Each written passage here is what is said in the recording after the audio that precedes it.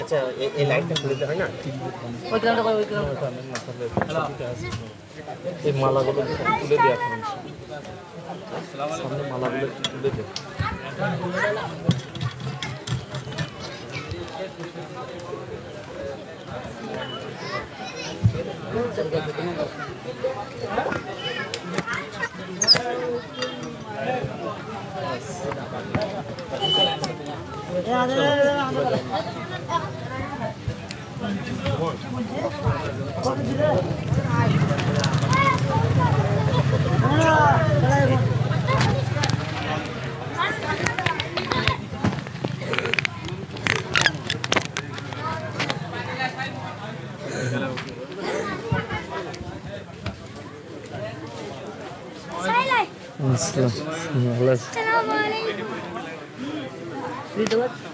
चलो हाँ स्विच दिया आज इकोटा बड़ा बेट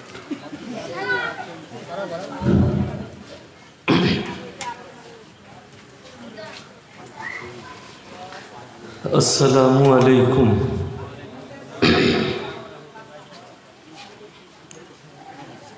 أعوذ بالله من الشيطان الرجيم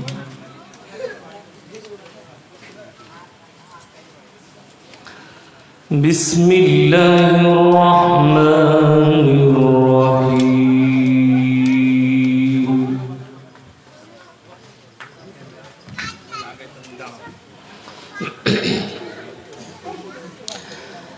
إذا السماء انفطرت وإذا الكواكب انتثرت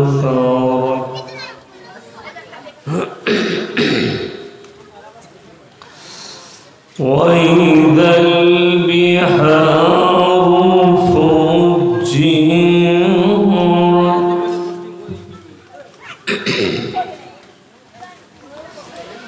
علمت نفس ما قدمت وأخرت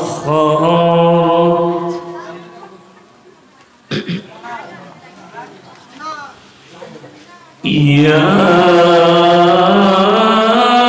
أيها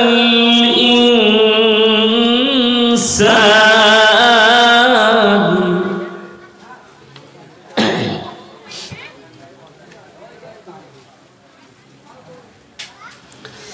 يا أيها الإنسان ما غرك بربك الكريم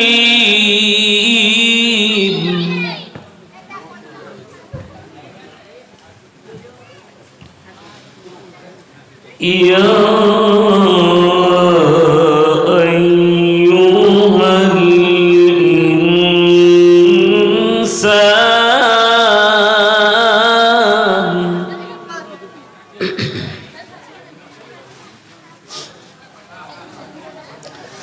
يا أيها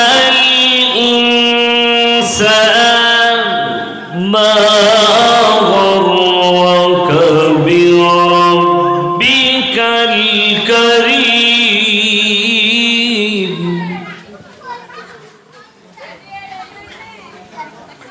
الذي خلقك فسواك فعدلك في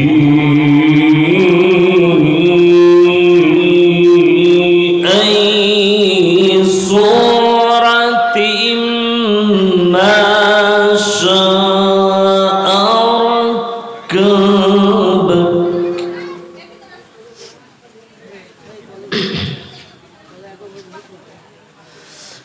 كلا بل تكذبون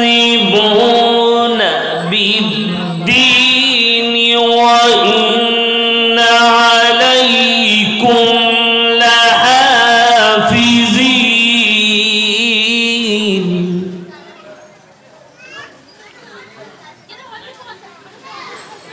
كراما كاتبين يعلمون ما تفعلون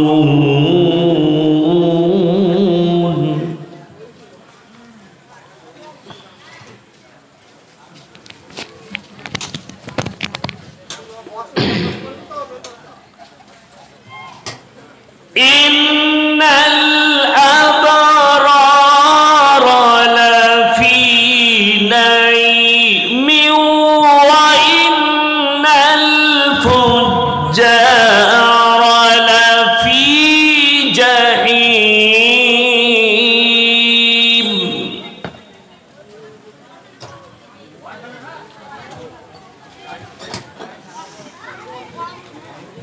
إن الأبرار لفي نعيم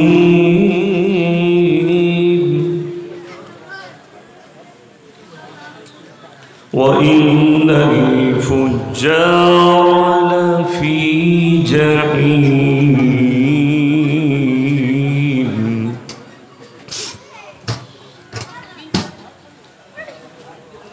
الله أكبر بسم الله الرحمن الرحيم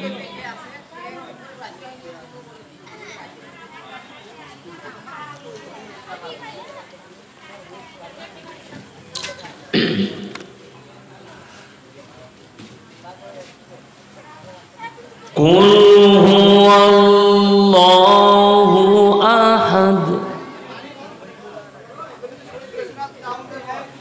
الله الصمد لم يلد ولم يولد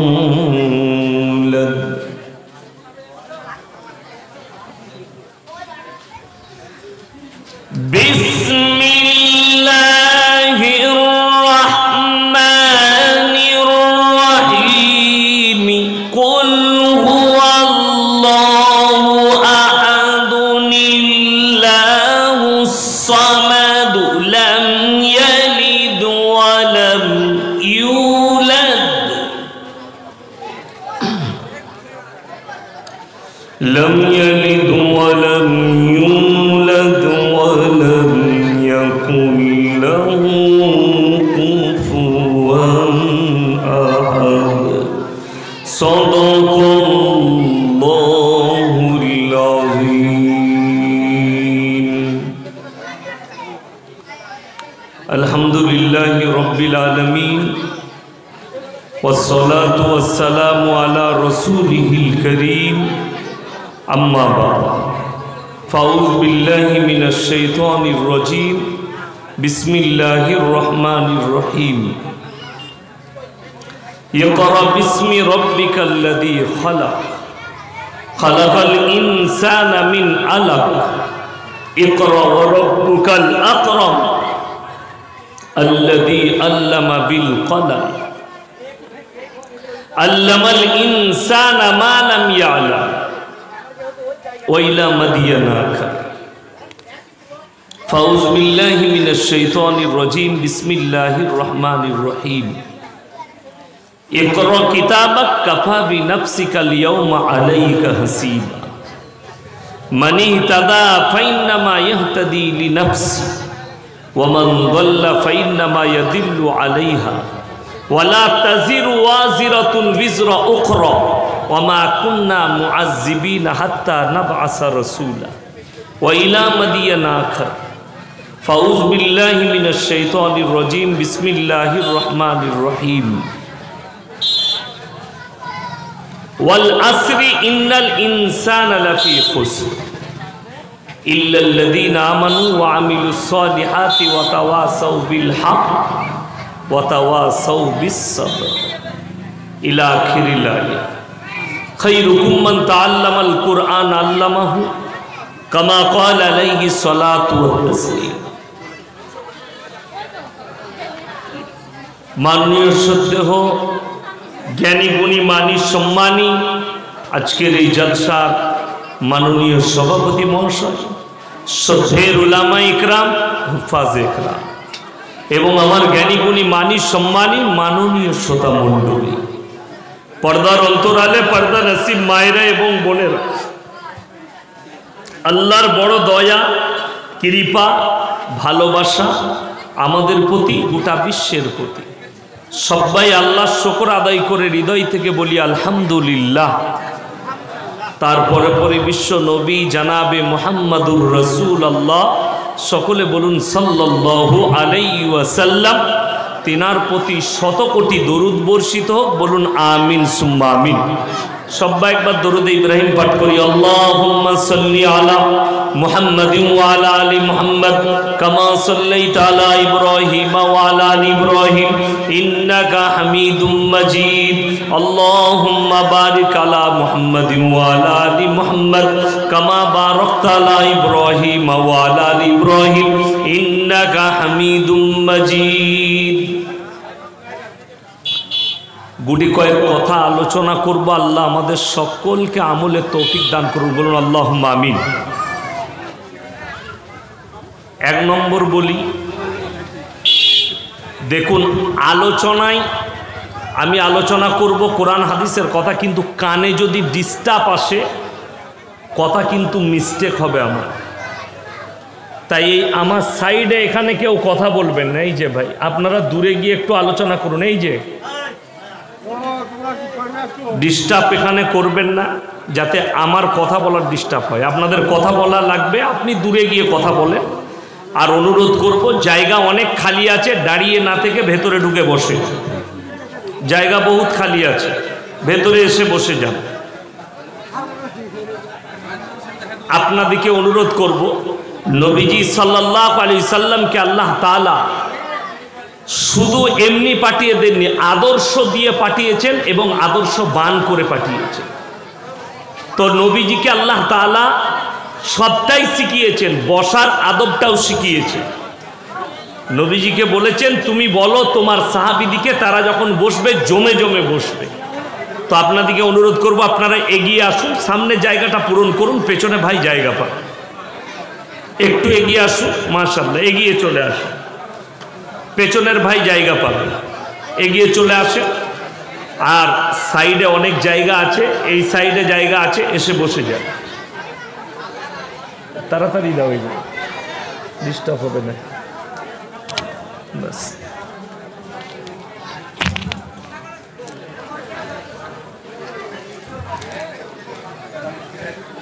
তো আমি আলোচনা শুরু করছি।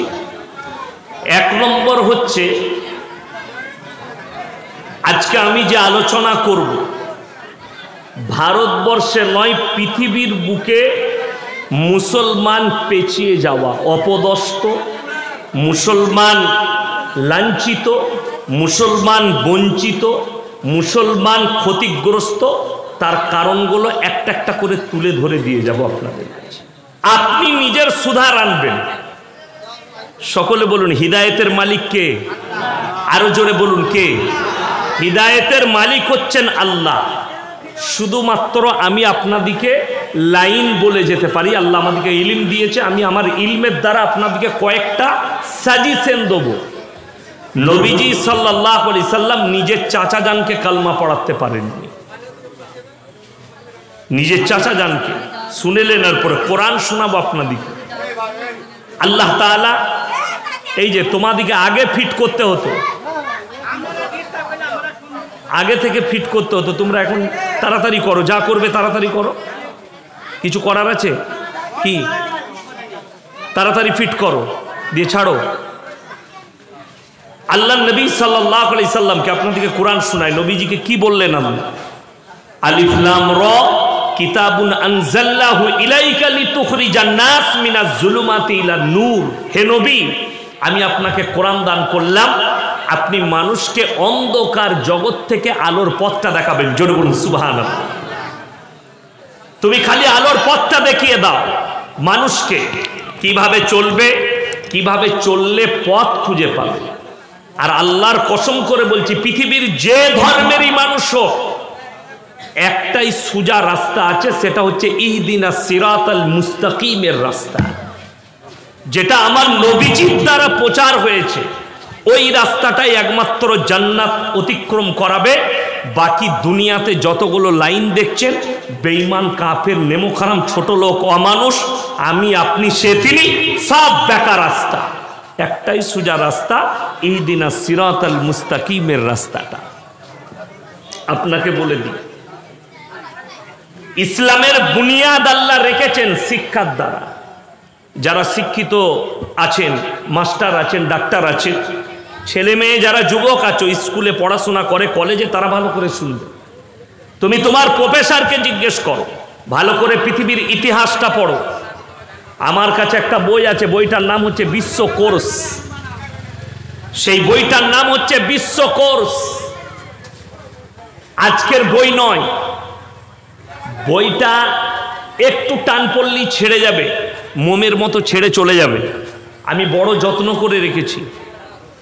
ওই বইটায় বহু পুরনো রাজা, পৃথিবীর ইতিহাস লেখা আছে। বিশ্ব কোর্স যিনি লিখেছেন, বিজ্ঞ মানুষ লিখেছেন। সেই ইতিহাসে লেখা আছে যে পৃথিবীর প্রথম সভ্যতা মিশরের মুসলিম সভ্যতা। জোরে বলুন সুবহানাল্লাহ। নবীজি সাল্লাল্লাহু আলাইহি সাল্লাম দুনিয়াতে আসার পরে পৃথিবীর মানুষ সভ্যতার অবকাশ খুঁজে পেয়েছে। তা না হলে সভ্যতা ছিল না, অসভ্যতা ছিল। কি অসভ্যতা? আমি আপনাদেরকে বলে দিই। ওই অসভ্যতায় কিন্তু ফিরে আসছে কিয়ামতের পূর্বে আপনার আমার সমাজে। ওইগুলোই ফিরে আসছে। একটা একটা করে প্রুফ দিয়ে যাব, আপনাদের চোখ খুলে যাবে। দ্বিতীয় পৃথিবীর ইসলাম সভ্যতা, মুসলিম সভ্যতা, স্পেনের সভ্যতা। স্পেনটা কোনো ইহুদি দেশ ছিল না, মুসলিম রাষ্ট্র ছিল। আমি কেন বলছি এটাকে ভেঙে বলবো আপনাদিকে। স্পেনটা ছিল মুসলিম রাষ্ট্র। মুসলমানদের রক্তর হুলি খেলে ইহুদিরা দখল করেছে। সুযোগ কে করে দিয়েছে? মুসলমানরা সুযোগ করেছে। আমি আপনাদের মসজিদে আলহামদুলিল্লাহ এশার নামাজ পড়লাম, চারটা নাকি বলে একটা আগে, ওখানে মাগরিব পড়েছি। আপনাদের এখানে এশা পড়লাম। মসজিদে সব ভালো, মসজিদ মার্বেল আছে, খুব সুন্দর ডিজাইন আছে, কিন্তু দুঃখ কি জানেন? মসজিদে মুসল্লি নেই, দু কাতার মুসল্লি।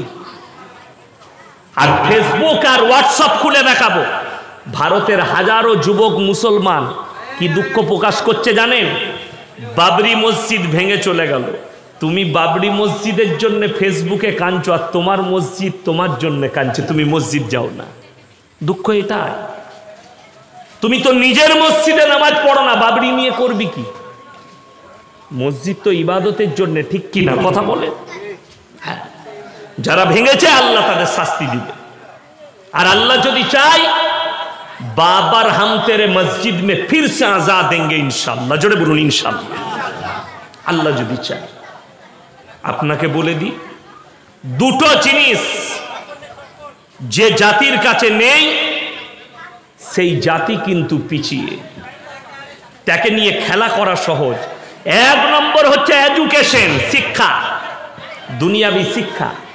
মুসলমান পিছিয়ে, পিছিয়ে না পিছিয়ে নয়, পিছিয়ে। আজকে মুসলমানদের একটা ভালো উকিল নাই, ভালো ডাক্তার নেই, ভালো মাস্টার নেই, ভালো প্রফেসর নেই। কেন? এই জন্যই তো বেঈমান কাফেররা সুযোগ পাচ্ছে। একটা ইমানদার ছেলে নেই। আলহামদুলিল্লাহ, আমি তো দোয়া করি কাদের জন্য জানেন? যারা খিদমত করেছে আলামিন মিশন তৈরি করে। আলামিন মিশনের জন্য দোয়া করবেন, আল্লাহ যেন এগুলোকে টিকিয়ে রাখে। এদের খিদমতে মুসলমান ছেলেদের ইমানগুলো কিছুটা বেঁচেছে। আলামিনে নামাজ হয়। আমি সব জায়গায় যাবার সময় পাই না। আমি আমার বর্ধমানের পাশে বাঁকুড়া কাঁটাদিঘি বলে একটা মিশন আছে, সেখানে আমি পরিদর্শন করেছি।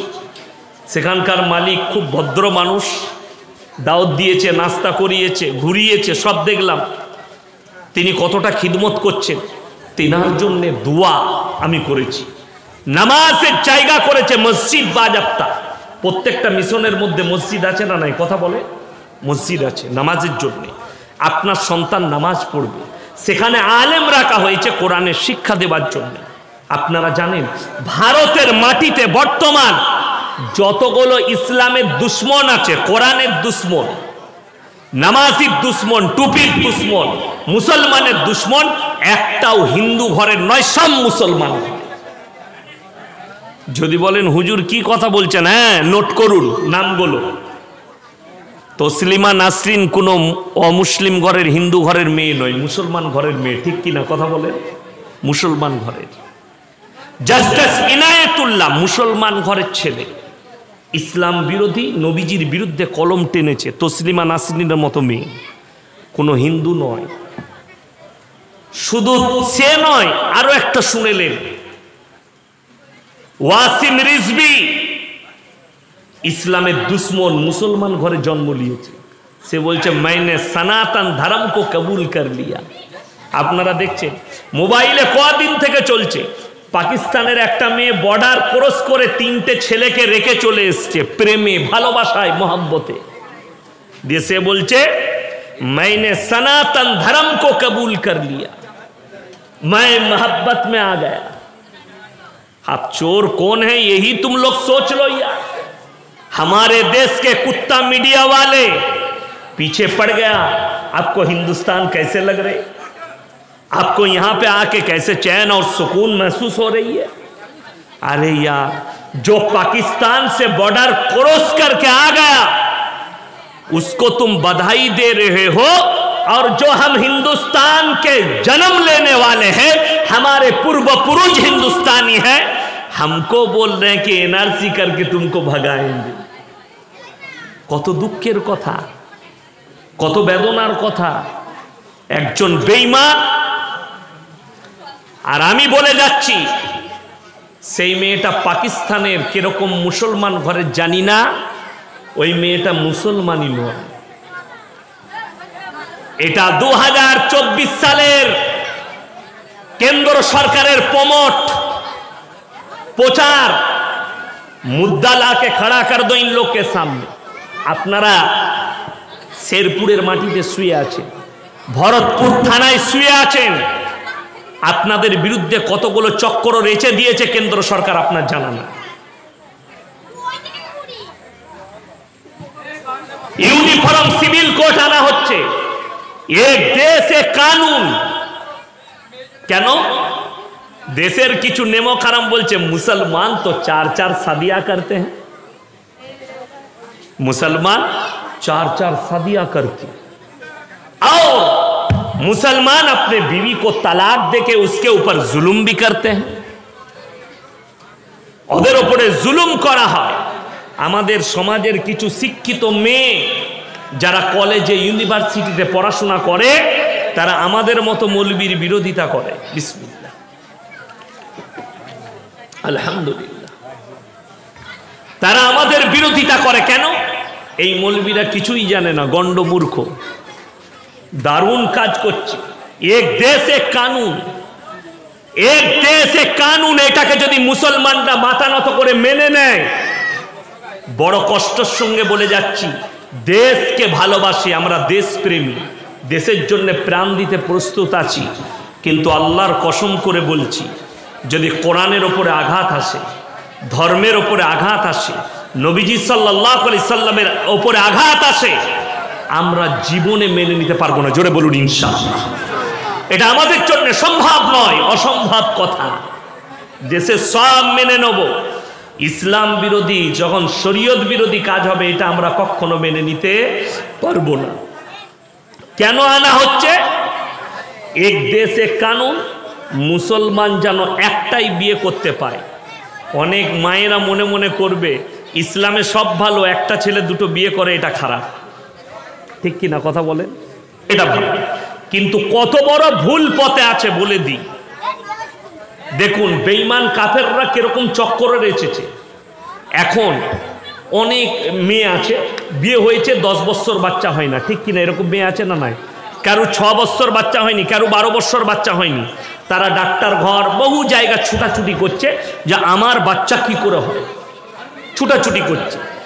ইসলামে কিন্তু লাইন আছে, যদি ডাক্তারে বলে দেয় তুমি বন্ধা, তোমার বাচ্চা হবে না, তোমার স্ত্রীর সন্তান হবে না, তখন কোরআন বলছে তুমি আর একটা বিবাহ করো বংশ পরম্পরার জন্যে। এখানে কিন্তু শব্দ আছে, মায়েরা ভালো করে শুনবেন। তোমার স্ত্রী দ্বিতীয় স্ত্রী গ্রহণ করতে গেলে যদি মনে মনে হয় দুটো স্ত্রীকে সমান চোখে দেখতে পারবো না, তখন তোমার জন্য একটাই বিবি যথেষ্ট। জোরে বলুন সুবহানাল্লাহ। ভাইয়ের সন্তানকে নিয়ে মানুষ করো, বোনের সন্তানকে নিয়ে মানুষ করো। ডাক্তাররা বলছে টেস্ট টিউব মেশিনের বাচ্চা হচ্ছে এখন, জানেন না? জানেন না? আপনার লোহাপুরের কাছে, মোর গ্রামের কাছে, কোন গ্রামে বাড়ি জানি না, লম্বুধর গোমানি বলে একজন বাংলা ছিল, কবি গান করত। আমি দেখিনি, আমার আব্বারা বলে, আমাদের যারা বাচ্চা আছে তারা বলে কবি গান করত। সেই যুগে আমার বর্তমানে আমার এলাকায় কোথাও গান করতে গিয়েছিল যে লম্বুধর গোমানি বলেছিল এমন একটা যুগ আসবে মেশিনে ছেলে হবে। মেয়েরা তাকে জুতো ছুঁড়ে মেরেছিল, আজকে কিন্তু সেটাই ঘটছে, মেশিনে ছেলে হচ্ছে। টেস্ট টিউব যদি বলেন এটা শরীয়ত কি বলছে? হারাম আর নাজায়েজ বাচ্চা, ওই বাচ্চাটা অবৈধ বাচ্চা, ওইটা ইসলামী শরীয়তে। শুধু তাই নয়, শুনেলেন কেন্দ্রে সুপ্রিম কোর্টে পাস হয়ে গেছে, রাজ্য সরকার সার্কুলার জারি করে দিয়েছে, এরপর থেকে এই ভারতের মাটিতে কোন কোন মেয়েটা পেট ভাড়া দিতে পারবে। পেট ভাড়া পাওয়া যাচ্ছে জানেন আপনি কেন? আপনারা তো ভরতপুরের গ্রামের মানুষ, আপনারা নিবেন না, কারা নিবে শুনেলেন? যারা বহরমপুর টাউনে বাস করছে, যারা কলকাতা টাউনে বাস করছে, নিজের বিবিকে স্মার্ট রাখার জন্যে, বিবির যেন শরীর স্মার্ট থাকে, বিবির যেন শরীর ভালো থাকে, এই জন্যে আমাদের যারা বড় লোক আছে, ধনী আছে, তারা পেট ভাড়া নিচ্ছে। আর নবীজি 1400 বছর আগে বলে গেলেন, হে আমার সাহাবীরা শোনো, কিয়ামতের পূর্বে এমন একটা যুগ এসে দাঁড়াবে, বাঁদির পেটে মালিক পয়দা হতে শুরু হবে। সরকার পাশ করে দিয়েছে বাঁদির পেটে ছেলে নাও, এই বাচ্চাটা নাজায়েজ, এই বাচ্চাটা শরীয়ত সম্মত হারাম বাচ্চা, আর আপনাকে বাধ্য করা হবে। কি করে বাধ্য? ইউনিফর্ম সিভিল কোড হলে তোমাকে বাধ্য হতে হবে নিতে। এখন তো টাউনশিপে যারা বাস করে, আমি একটা জলসাই বলেছি, অনেকজন আমাকে গালি দেয়, কি বলে? আমি তাদের লেগে দোয়া করি, আমাকে যত গালি দিবে তত আমার দোয়া। বড় লোকদের বউরা যারা টাউনে থাকে, কলকাতা, দিল্লি, মুম্বাইয়ে, তাদের বউরা কুকুরের সাথে শোয়। আপনি মুমিন ব্যক্তি, মাঠে খাটেন, চাষ করেন, এশার নামাজ পড়ে এসে বিবির সঙ্গে দাস্তারখানে বসে বিবির গলা ধরে ঘুমাতে পারলে ফজরের সময় নামাজের পাটিতে কাঁদবেন, আল্লাহ আমি বিবির গলা ধরে ঘুমিয়েছি। আর তারা অনেক বড় লোক আছে, টাউনে থাকে, হারামখোর, বার থেকে মদ খেয়ে এসে সুপার ওপরে পড়ে গেল আন্ডার প্যান্ট পরে, আর বউ শুয়ে আছে কুকুরের সাথে। এই তো তাদের আদর্শ। এটা কাদের? এই আদর্শ হচ্ছে পশ্চিমী দুনিয়া, ইউরোপের দুনিয়ার, পশ্চিমী দুনিয়ার, আমেরিকা, লন্ডন, ব্রিটেন, জাপান, জার্মানের। আমার মুসলমান ভাই, আমি আপনাদিকে সাবধান করে যাচ্ছি, যেমন আপনাদিকে বুঝিয়ে দিই। কেন আমি বলছি? আপনার যদি 3টে ছেলে থাকে, আপনি মনে করছেন হাফেজ আলেম করলে মাদ্রাসায় পড়াতে হবে আর মসজিদেই থাকতে হবে। কে বলল? আপনার ছেলের বয়স 5 বছর, মাদ্রাসায় দেন, আমার কাছে দেন, আপনার এলাকায় মাদ্রাসায় দেন। তাকে তার 8 বছর বয়স যখন হবে, 3 বছরে হাফেজ হয়ে যাবে, ব্রেন ভালো হলে 2 বছরে হাফিজে কোরআন হবে।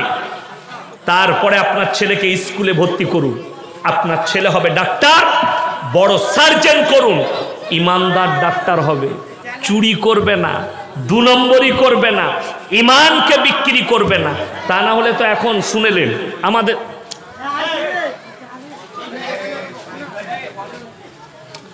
আমাদের দেশে সিজার করে বেশি বাচ্চা হচ্ছে না নর্মালে? কথা বলেন। হ্যাঁ, এখন 100টা মেয়ে যদি বারদার থাকে, 99টা মেয়ে ডাক্তারের কাছে গেলি, কি বুঝলেন? তোমরা জানো না আধুনিকের যুগ, সিজারের বাচ্চা ব্রিলিয়ান হয়। আর আগেকার মানুষ বোকা ছিল, ওই জন্যে নর্মালে বাচ্চা নিত, অনেক মেয়ে মারা যেত, অনেক মেয়ে দুনিয়া ছেড়ে চলে যেত, তাদের কষ্ট হতো, ওই জন্যে নর্মাল নিত। আগেকার মানুষ কিছুই জানতো না। আমি একটা ডাক্তার বাবুকে, বর্ধমানের সার্জনকে বললাম, স্যার আমার যে দাদি শাশুড়ি, তার 7টা মেয়ে, 2টো ছেলে, 7 আর 2 কত স্যার? বলে 9। আমরা সে মাল এখনো বেঁচে আছে। কথাটা বুঝতে পারেননি? বড় কষ্ট। কেন? বলে আধুনিকের চোখ, সিজার করো, সিজার করলে সিজারের বাচ্চা ব্রিলিয়ান হয়। আমি ডাক্তার সাহেবকে বলবো, স্যার ছাগলগুলোকে সিজার করুন, পাঁঠাগুলোর একটু বুদ্ধি হবে। কথাটা বুঝতে পারেন? তাহলে তো ছাগলগুলোকে সিজার করা দরকার। ছাগলগুলো আধুনিক যুগে আছে না পেছনের যুগে আছে? তাড়াতাড়ি বলুন। এখন যে ছাগলগুলো আছে ওরাও তো আমাদের সাথে সাথে আধুনিকে আসছে, তো ওর সিজার হয় না। ছাগলের 2টো বাচ্চা হয়, সিজার করতে হয় না। কুকুরের 6টা বাচ্চা হয়, সিজার করতে হয় না। শুয়োরের 14টা ছানা হচ্ছে, সিজার করতে হয় না। গরুর একটা এত বড় বাচ্চা হচ্ছে, সিজার করতে হয় না। আর এরা বলছে সিজার করতে হবে, না হলে বাচ্চা হবে না। এ হারামখোর নয় তাকে? এটা বেঈমান কাফেরদের একটা বড় ষড়যন্ত্র, মুসলমানদের ঈমানকে ধ্বংস করা। 2টোর বেশি বাচ্চা নিতে পারবে না, ডাক্তার বললে 2টো সিজার। হ্যাঁ স্যার। বলে 3য় বাচ্চা নিয়ে যাবে না, তোর বউ মরে যাবে। বন্ধু, এখন তো আবার যারা একটু বেশি শিক্ষিত আর কি, অল্প বিদ্যা ভয়ঙ্করী, তারা বলছে মৌলবীরা কি জানবে, একটার বেশি ছেলে নিবি না। একটা ছেলে নেবো, ডাক্তার করব, ব্রিলিয়ান করব, ইঞ্জিনিয়ার করব। আর খোদা না খাস্তে একটা মরে গেলে, আমাদের দেশে তো 8 কুড়ো বলে, ছেলে যান নাই, তাই আপনাদের দেশে কি বলে? 8 কুড়োই বলে। তোকে মুতে খেতে হবে শেষ বয়সে, পানি দিবার লোক থাকবে না। বড় কষ্ট লাগে। আপনারা বলতে পারবেন যাদের 10টা ছেলে হয়েছে, যাদের 15টা, জানেন রবীন্দ্রনাথ ঠাকুর বাপের কত নম্বর সন্তান? ক নম্বর? 9 নম্বর। জোরে বলুন না সুবহানাল্লাহ। ওরে বাবারে, 9 নম্বর। মুসলমানের 10টা ছেলে হলে গোলমাল। আর রবীন্দ্রনাথ ঠাকুর 14টা ভাই বোন, 14টা। তাকে তুমি কি বলবে? তারা কি মূর্খ ছিল? কোরআন শোনাবো আপনাদিকে। এখনকার স্ট্যান্ডার্ড ছেলেরা কি বলে জানেন? স্ট্যান্ডার্ডরা, আগেকার লোকরা, আমাদের বাপদাদরা কিছুই জানতো না তো। ওই জন্যে তো এখনকার নামাজি আর আমাদের বাপদাদুদের নামাজি অনেক পার্থক্য আছে। নামাজ তারাও পড়েছে, তারা ভালো করে সূরাটা পড়তে জানতো না, ঠিক কি না কথা বলে? তারা সূরা ভালো জানতো না, দোয়া দরুদ ভালো জানতো না। যেমন শিখেছে মুল্লাজির কাছে সেইভাবেই পড়তো, কিন্তু তাদের মনটা আমাদের থেকে অনেক সরল ছিল, সৎ ছিল। এখন নামাজ তো পড়ছে, কি বুঝলেন? কিছু ছেলে এমন এমন প্যান্ট পরছে, কি বুঝলেন, এমন এমন প্যান্ট পরছে, নামাজ দেখলে হেসে মরে যাবে। অনেক ছেলে আছে জিন্সের প্যান্ট পরে জুম্মার নামাজ পড়তে আসে, তার পেছনে যে দাঁড়াবে তার নামাজ হবে না।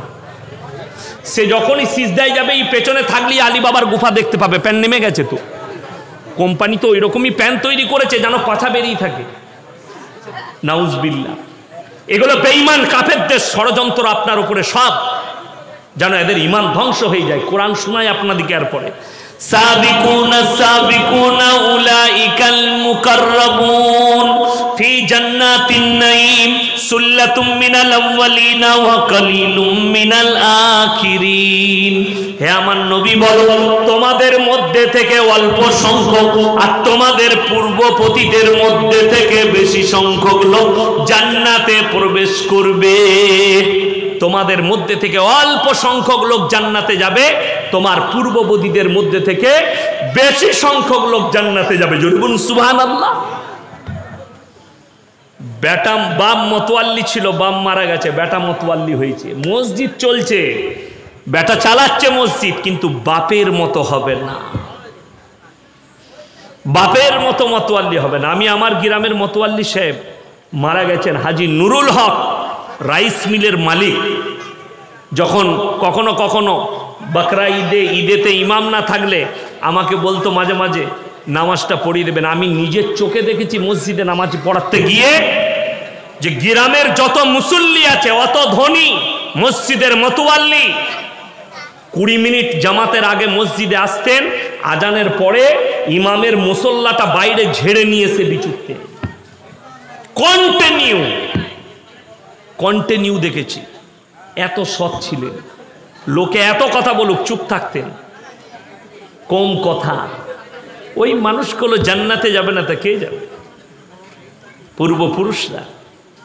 আজকে বড় কষ্ট লাগে মুসলমান, আপনি যেটাকে আধুনিক ভাবছেন ওটা আধুনিক নয়, এটা বর্বরতা, ওটা জঘন্যতা, আর কিছুই নেই।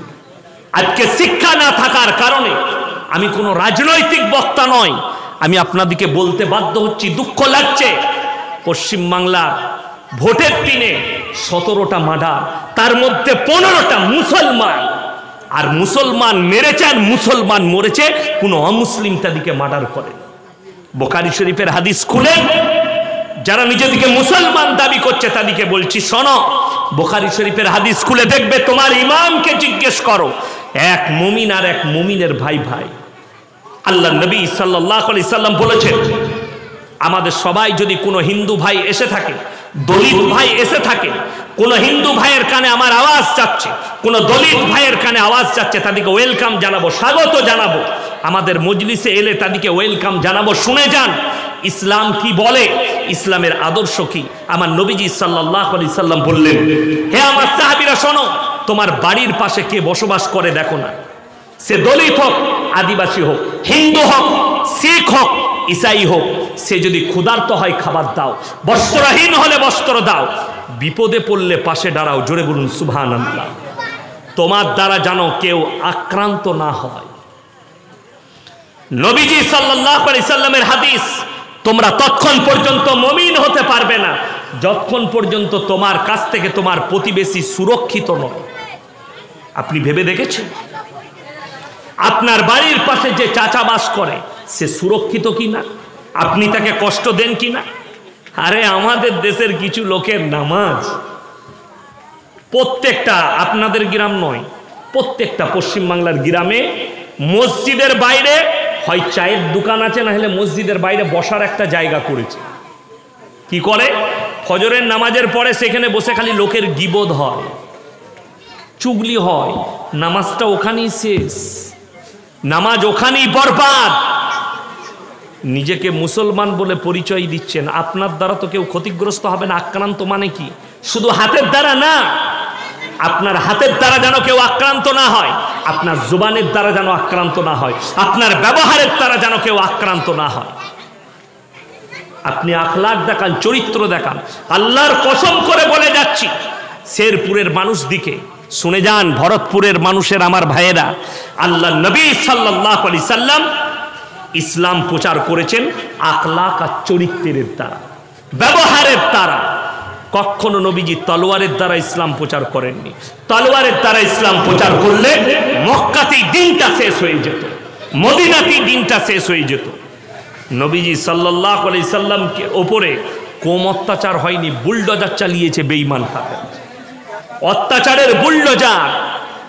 বলে দিই, গোটা পশ্চিম বাংলার মানুষকে বলছি, ইউটিউবে রেকর্ডিং হচ্ছে, কালকেই যাবে। যারা আমাকে ভালোবাসেন, যারা আমার বক্তব্য শুনেন, নারী পুরুষ উভয়কে বলে যাচ্ছি, যদি আল্লাহকে পেতে চাও ক্ষমা করতে শিখো, নবীজির আখলাক নিয়ে এসো, ক্ষমা করো। কতজন আমাকে গালি দেয়, আমি যেদিনে গালি দেয় সেই দিনই তাদেরকে ক্ষমা করে দিই, আল্লাহ তুমি ক্ষমা করে দাও। সে হয়তো না জেনে আমাকে গালি দিয়েছে, সে জানে না আমার সম্পর্কে গালি দিয়েছে, আমাকে গালি দেয়, মা তুলে গালি দেয়, সে আমার মায়ের সম্পর্কে জানিই না। বুখারী শরীফের হাদিসে আছে, যারা অশ্লীল ভাষা ব্যবহার করে এটা মুনাফিকদের একটা আলামত। শুধু কেউ নয়, আপনি শুধু আমাকে কেন, আপনি আপনার স্ত্রীকে গালি দিবেন না, আপনার সন্তানকে গালি দিবেন না, পরিবারকে গালি দিবেন না, প্রতিবেশীকে গালি দিবেন না, কারোর সঙ্গে অশ্লীল ভাষা ব্যবহার করবেন না। আপনি যে ভাষাটা ব্যবহার করবেন শালীন ভাষা ব্যবহার করুন, যেটা নবীজি করেছিলেন। তয়েফের মাটিতে নবীজিকে রক্তাক্ত করেছে, ফ্রিজের পানি না করা, নবীজি সাল্লাল্লাহু আলাইহি সাল্লামকে তয়েফের মাটিতে রক্তাক্ত, নবীজি সাল্লাল্লাহু আলাইহি সাল্লাম তারপরও তাদের জন্য দোয়া করেছেন। জোরে বলুন সুবহানাল্লাহ। আজকে যারা বদলার রাজনীতি করছে পশ্চিম বাংলার মানুষ, মুসলমান, তাদেরকে বলে যায় একবার খালি নবীজির জীবনীটা পড়ে দেখো। আল্লাহ নবী সাল্লাল্লাহু আলাইহি সাল্লামকে মক্কা থেকে বিতাড়িত করা হয়েছে, নবীজি চলে গেছেন হিজরত করে মদিনা, কিন্তু আল্লাহ যেদিনে ফিরিয়েছেন সেদিনে নবীজি হয়েছিলেন মক্কার বাদশা। জোরে একবার বলুন সুবহানাল্লাহ। নবীজি হয়েছেন মক্কার বাদশা। আমার নবী, বিশ্ব নবী জানাবে মুহাম্মাদুর রাসূলুল্লাহ, সকলে বলুন সাল্লাল্লাহু আলাইহি ওয়াসাল্লাম। ফোনটা দেন এখানে, একটা চেয়ার এখানে দেন তো, খালি চেয়ার। আল্লাহ নবী জনাবে মুহাম্মদুর রাসূলুল্লাহ সাল্লাল্লাহু আলাইহি সাল্লাম মক্কা বিজয় করেছেন। মেম্বারে বসে আছেন উঁচু জায়গায়, সাহাবীরা তলোয়ার নিয়ে দাঁড়ালেন, ইয়া রাসূলুল্লাহ, ইয়া হাবিবাল্লাহ, আজকে আমরা বদলা লব, আজকে বদলা লিবার দিন। আম্মার ইবনে ইয়াসিনের আম্মা জানে দু পায়ে উঠ বেঁধে দুদিকে তাড়িয়ে দিয়েছে, আখ ফাড়ার মতো ফাড়া গেছে। হযরতে সাইয়্যিদানা বেলাল হাবশী রাদিয়াল্লাহু তাআলা আনহু হাত পা গুলো বাঁধা হয়েছে, কোমরের তলায় আগুন দিয়েছে, রক্ত চর্বি মাংস গলে গলে আগুনের ওপরে পড়ে আগুনে নিভিয়েছে। আজকে বদলা লব। আমার নবী বিশ্ব নবী বললেন, হে আমার সাহাবীরা শোনো, তোমরা আমার 5টা কথার ওপরে আমল করবে। জোরে বলুন সুবহানাল্লাহ। কটা বললাম? কটা? 5টা। 1 নম্বর, তোমরা বৃদ্ধকে মারতে পাবে না। 2 নম্বর, তোমরা বৃদ্ধাকে মারতে পাবে না। 3 নম্বর, শিশুকে মারতে পাবে না। 4 নম্বর, আত্মসমর্পণ করলে মারতে পাবে না।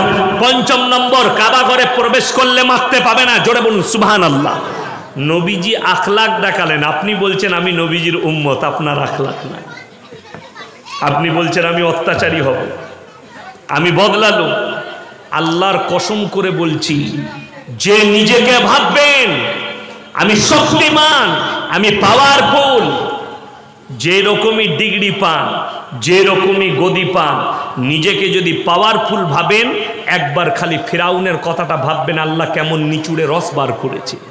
একবার ভাববেন মাজলুমের ওপরে জুলুম করার আগে, অত্যাচার করার আগে, শক্তির দ্বারা মানুষকে দমানোর আগে ভাববেন নমরুদ চেয়েছিল ইব্রাহিম নবীকে জ্বালাতে, একটা পশমও জ্বালাতে পারেনি। জোরে বলুন সুবহানাল্লাহ। আর আপনি কি করে জ্বালাবেন? ওই জন্যে আমি অনুরোধ করব আপনাদিকে, কেউ অত্যাচারী হবেন না, টাকা হলে অহংকার করবেন না। মুসলমান হাদিসের মধ্যে আছে, বিসমিল্লাহ, যে জিনিসটাই সব থেকে বেশি মুসলমান পেঁচিয়ে, সেটা হচ্ছে হাদিসে আছে প্রত্যেকটা মুসলমান নরনারীর জন্য ফরজ দ্বীনি ইলম হাসিল করা। ঠিক কিনা কথা বলেন? কে জানেন না? সবাই জানে। আমি আপনার গ্রামে যদি সমীক্ষা করি, 100 জনের মধ্যে 98 জন হারাম হালালই জানে না। ঠিক বলছি না ভুল বলছি? কথা বলেন, রাগ করেন না, বাস্তব বলছি। হারাম হালাল বুঝে না, কোনটা হারাম কোনটা হালাল এটাই বুঝে না। আপনাকে অতটা ইলম হাসিল করতে হবে। আপনি মনে করছেন মৌলবি হতে বলছি না, হাফিজ হতে বলছি না, কারি হতে বলছি না। আপনি ইলম হাসিল করবেন কোথায়? অতটা ইলম হাসিল করুন, কোনো মাদ্রাসায় পড়ে হোক, আলেমের কাছে উঠা বসা করে হোক, কিতাব পড়ে হোক। অতটা ইলম হাসিল আপনাকে, আপনার সন্তানকে, আপনার পরিবারকে করতে হবে, যতটা করলে আপনি হারাম হালাল চিনতে পারবেন, দিন আর বদ্দিন চিনতে পারবেন, আপনি আপনার ইমানকে বেঈমান কাফেরের হাত থেকে বাঁচাতে পারবেন। বিসমিল্লাহ, আলহামদুলিল্লাহ।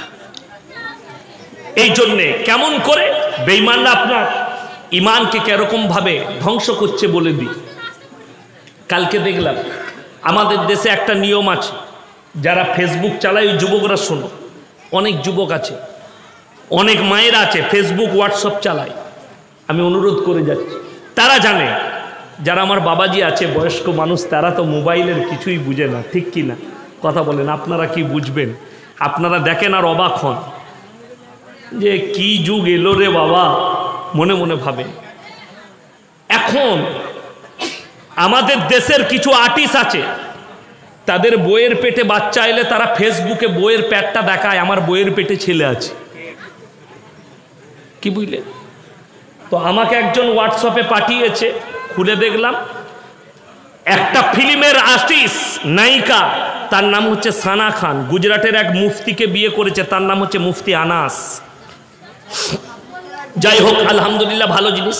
আমি দোয়া করলাম আল্লাহ ফিল্মি জগৎ থেকে ফিরে এসে দিনের পথে ফিরে এলো, আল্লাহ তাকে কবুল করেছে। কিন্তু ঘুরিয়ে দেখছি ই হারাম করে আবার নেমো হারাম হয়ে গেছে। সেদিনে ফেসবুকে দিয়েছে, প্রথমে দিয়েছিল আমার বইয়ের পেটে বাচ্চা আছে।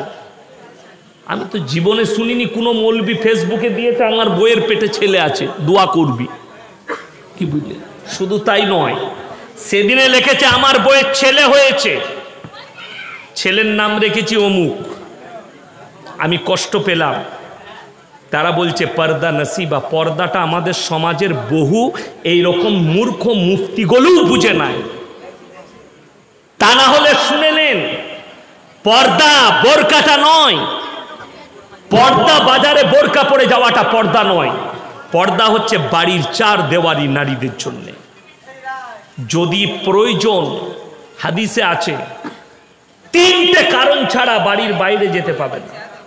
যারা ফেসবুকের হাদিস মানে তাদের দারুণ মজা, ফেসবুকে অনেক হাদিস পাওয়া যায়। আমাকে একজন পাঠিয়েছে, আমি ফেসবুকে দেখলাম, লেখা আছে বিবির সঙ্গে ভালো ব্যবহার করা সুন্নত, বিবির সঙ্গে কাজে হাত লাগানো সুন্নত, বিবিকে খাইয়ে দেওয়া সুন্নত, বিবির কপালে চুম্বন খাওয়া সুন্নত। লাস্টে লিখেছে বিবিকে ফুচকা খাওয়াতে ঘুরতে নিয়ে গিয়ে ফুচকা খাওয়ানো সুন্নত। আমি বললাম নবীর জামানায় কবে ফুচকা ছিল বে? কে লিখেছে? এগুলো বেঈমান কাফেরদের চক্রান্ত, আপনার ইমানকে ধ্বংস করা। আহা, আধুনিক যুগের মেয়েরা বলছে মৌলবি কি জানে লো, এই দেখ ফেসবুকে দিয়েছে ফুচকা খাওয়ানো সুন্নত, তুমি আমাকে নিয়ে চলো তো ভরতপুর। ওই জন্যে তো আমি ধিৎকারে বলেছি, ফুচকা খেলে ভেবে খাবে আমার জলসাই আছে। শুনেননি আমার জলসা, ফুচকা খাওয়ার জলসা? হ্যাঁ, ওটা আর বলবো না, তাহলে ভরতপুরের মেয়েদের ফুচকা খাওয়াটাই উঠে যাবে। বলবো না? না বলবো না, বলে দেবো। ফুচকা খাওয়াটা আমি বলেছি, শুনেন, যারা আছেন মুসলমান, প্রত্যেকটা মুসলমানের উচিত সপ্তাহে একদিন নখ কাটবেন। নবীজি বলেছেন নখ ছোট, জোরে বলুন সুবহানাল্লাহ। কত সুন্দর আদর্শ দিয়েছে। নখ ছোট, গোপ ছোট, দাড়ি বড়। কি বুঝলেন? আমার তো আল্লাহ দাড়ি দেয়নি, খুব কষ্টের বিষয়। ওই জন্য অনেকজন বলি দাড়ি চাচামান, দাড়ি নেই। আমি মনে মনে করি আল্লাহ কি জানি এদের বাপের জমিতে দাড়ি হয়নি কি জানি, হলে আমাকে দিয়ে পাঠালে একটু লাগিয়ে নিতাম। দাড়ি কার দান? সকলে বলুন। আকৃতি কার দান? আল্লাহর দান। আল্লাহ যাকে যেরকম আকৃতি দিবে। আল্লাহ আমাকে দাড়ি দেয়নি তো আমি কি করব? ওটা আল্লাহর ইচ্ছা, যেদিনে দিবে সেদিনে বেরোবে। যাই হোক, দাড়ি বড়, গোঁফ ছোট, নখ ছোট, এবং 40 দিনের আগে প্রত্যেকটা নারী পুরুষকে বগল এবং লাবির নিচে চুল পরিষ্কার করতে হবে। 40 দিন আগে। তারপরে পেরিয়ে গেলে তাদের ইবাদত আল্লাহর বারগাহে কবুল হবে না, ইবাদত নষ্ট হয়ে যাবে। মায়েরা যারা নখ পালিশ, নেল পালিশ ব্যবহার করে, তাদের উজু হবে না, তারা নাপাক থাকবে। যদি নাপাক হয়ে যায় আর ফরজ গোসল করলেও পাক পবিত্র হবে না। ওই নখগুলো চেঁচে তুলতে হবে। মায়েদের জন্য বলছি। এরপর বলি, আমাদের দেশে অনেক চপ বলা আছে, চপ ছাকছে, নাম করব না কোথাকার, চপ ছেকে যাচ্ছে। চপ খেতে ভালোবাসে বাঙালিরা, চপ আর মুড়ি। চপ ছাকছে, বগলে মোর্চা পড়ে গেছে, চপ ছাকছে। আমি চিন্তা করি, আল্লাহ যদি শোরুমের এই হাল হয় তাহলে গোডাউনের অবস্থা কত খারাপ। তাদের হাতে চপ খাওয়া হারাম, লেখে নিয়ে যান। যাদের শরীরে হারাম পদার্থ আছে, হারাম পর্যায়ে পৌঁছে গেছে, তার হাতে পানি খাওয়াও চলবে না। এটা মাথায় রাখবেন। আমার মায়েরা অনেকে জানে না, ফুচকাওয়ালা আছে, কি বুঝলেন, শোরুমে বগলে চুলে ভর্তি, মরচে পড়ে গেছে, 8 মাস চুল কাটেনি, ফুচকা সানছে শোরুমের পানি আলুতে। ফুচকা আরো মজা লাগবে। ওই জন্যে আপনি খাবার খেলে ইসলাম শরীয়ত শুনেলেন। ওই জন্য তো হাদিসে আছে, তোমার দোয়া কবুল হওয়ার জন্য 1 নম্বর শর্ত হচ্ছে হালাল খাবার। তুমি হারাম খাচ্ছ নাকি এটাও তোমাকে দেখতে হবে।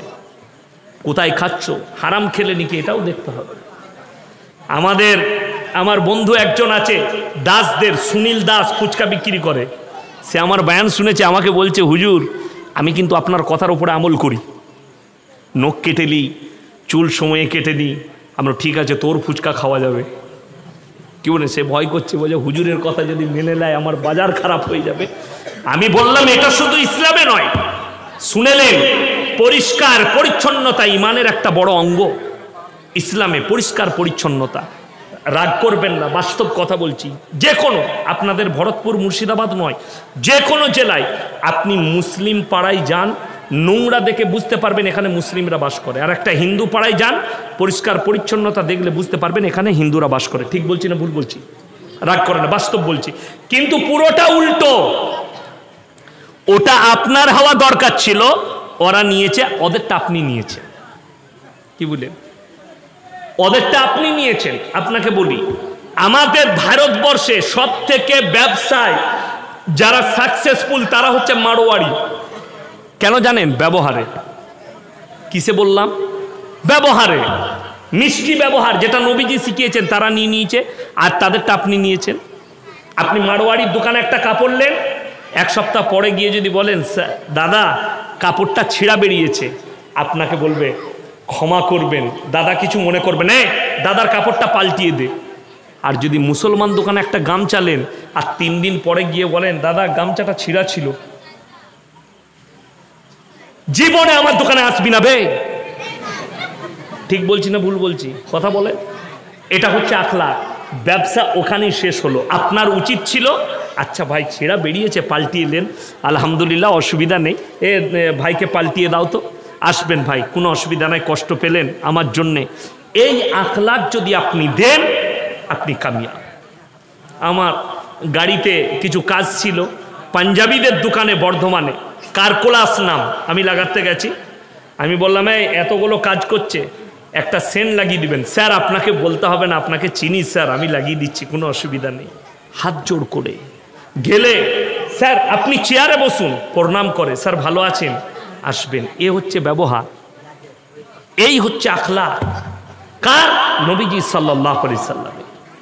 আর ওই আখলাক থেকে মুসলমান সরে যাওয়ার কারণে আজকে আপনার কাছে বিপদ মাথার উপরে। দ্বীনি ইলম নাই, দুনিয়াবি এডুকেশন নাই, যার কারণে আপনাকে নিয়ে খেলা করতে সহজ হচ্ছে। আপনাকে বুঝিয়ে দিই, খড়গপুর, মেদিনীপুর, পূর্ব মেদিনীপুর, খড়গপুরে যে কোনো রাজনৈতিক দলের মিটিং ছিল, বলে দিই এডুকেশন না থাকলে কতটা ক্ষতি হতে পারে আপনার মধ্যে, শিক্ষা না থাকলে আপনি কতটা ক্ষতিগ্রস্ত বলে দিই। সেখানে মিটিং হচ্ছে, আদিবাসীদের 2টো মেয়ে আছে, মিডিয়াওয়ালা তাদেরকে জিজ্ঞেস করছে যে তোরা কোথায় এসছিস? বললে মিটিংয়ে। কার মিটিংয়ে এসছিস? তার হাতে ঝান্ডা আছে একটা পার্টির, সে নাম করছে আর একটা পার্টির। তাকে বললে কেন এসছিস? বললে আমাদিকে 500 টাকার 1 প্যাকেট বিরিয়ানি দেবো বলেছে। কেন? তার পেটের ভোগ আর তার অশিক্ষিততা, সে তার মধ্যে এডুকেশন না থাকার কারণে বিরিয়ানির প্যাকেট আর 500 টাকার লোড তাকে টেনে নিয়ে চলে এলো ঝামেলার মধ্যে। এডুকেশন থাকলে আপনি বলুন তো, আপনার গোটা মুর্শিদাবাদে কোনো বাপের বেটা রাজনীতিক নেতা যদি থাকে, আমার মতো মৌলবীকে নিয়ে খেলা করবে, আমি ওদিকে নিয়ে খেলা করব, ঠিক কিনা? কেন? এডুকেশন আর শিক্ষা আছে।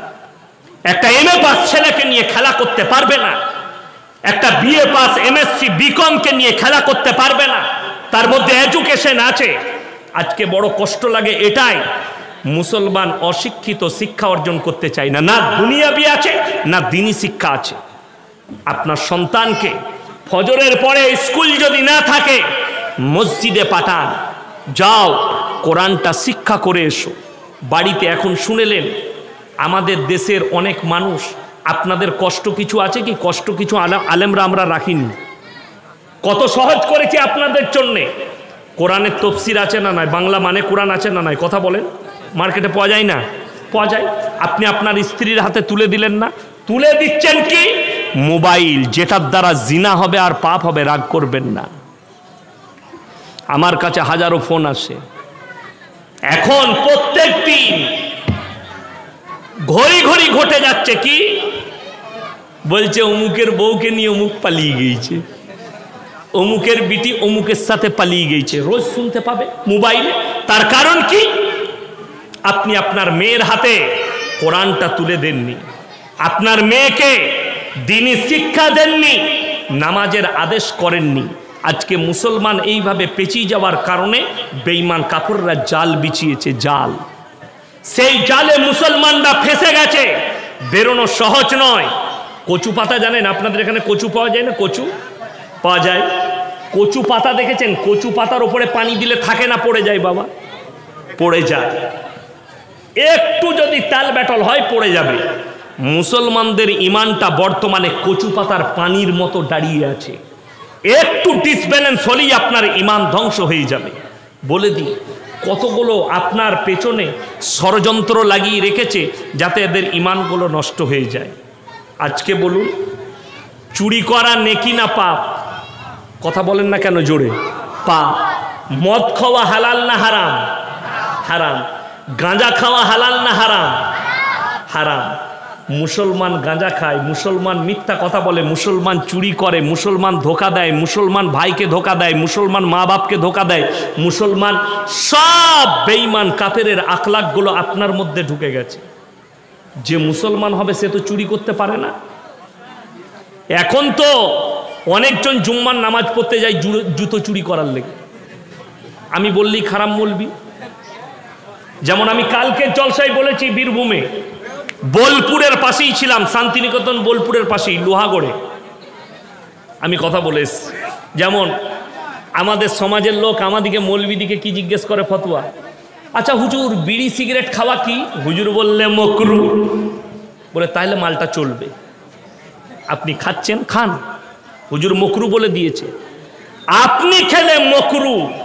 আমি ইয়াসিন স্টেজে যদি বলি একটা ক্লাসিক সিগারেট লিয়ায় টানবো, যে টেনে টেনে বায়ান করি, এক্ষুনি আপনারা বলবেন সালার বায়ান শোনা যাবে না। ঠিক বলছি না ভুল বলছি? কথা বলেন, বলবেন না বলবেন না?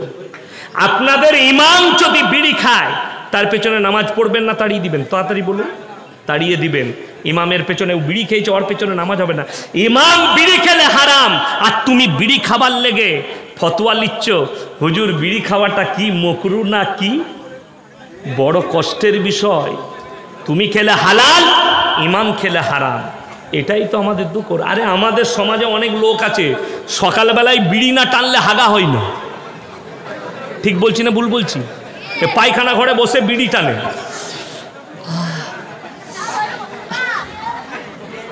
দিয়ে আরামসে হাঁটছে আমাদের দেশে। ওই জন্যই তো অনেক দোষ এদের নাই। বহু মৌলবি যারা মকরু ফতোয়া দিচ্ছে তারা গুল মেজে হাগে। আর জিজ্ঞেস করো হাদিসে আছে পায়খানা ঘরের ভেতরে খানা খাওয়া যাবে? কথা বলেন, এ কথা বলেন না কেন? আপনার কোনো জিনিস খাওয়া যাবে পায়খানা ঘরের ভেতরে? খাওয়া যাবে না। তাহলে গুল কি করে মানছো? বিড়ি কি করে খাচ্ছ? বড় কষ্টের বিষয়। পায়খানা ঘরে কিছুই করা যাবে না। আর তুমি এমন অভ্যাস করেছো, খৈনি না নিলে অনেকজনের হাগা হয় না, গুল না মাজলে অনেকজনের হাগা হয় না, বিড়ি না টানলে অনেকজনের হাগা হয় না। এই তো আপনাদের অবস্থা, আর আপনি ফতোয়া জারি করছেন। কষ্টের বিষয়। পরিবর্তন করুন এটাকে আমার মুসলমান ভাই।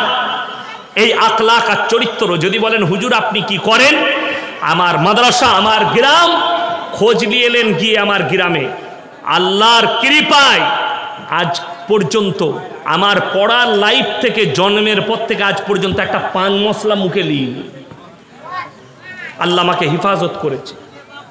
মৌরি পর্যন্ত লিই না, জোয়ান পর্যন্ত ভাত খাওয়ার পরে সেটাও মুখে নিতে পারি না। আল্লাহ আমাকে শুধু এতটুকু দিয়েছে, হালাল খাবার খাওয়া। যেদিনে মারা যাব আল্লাহ যেদিনে তুলবেন তুলবেন, কিন্তু আমাকে কবরে গিয়ে গুল মাইতে হবে না। গুটকাখোর বেরিয়েছে গাদা, গুটকাখোর। কি বুঝলেন? এক এক ছেলে সারা দিন কি বুঝলেন যাচ্ছে রজনীগন্ধা দেখি,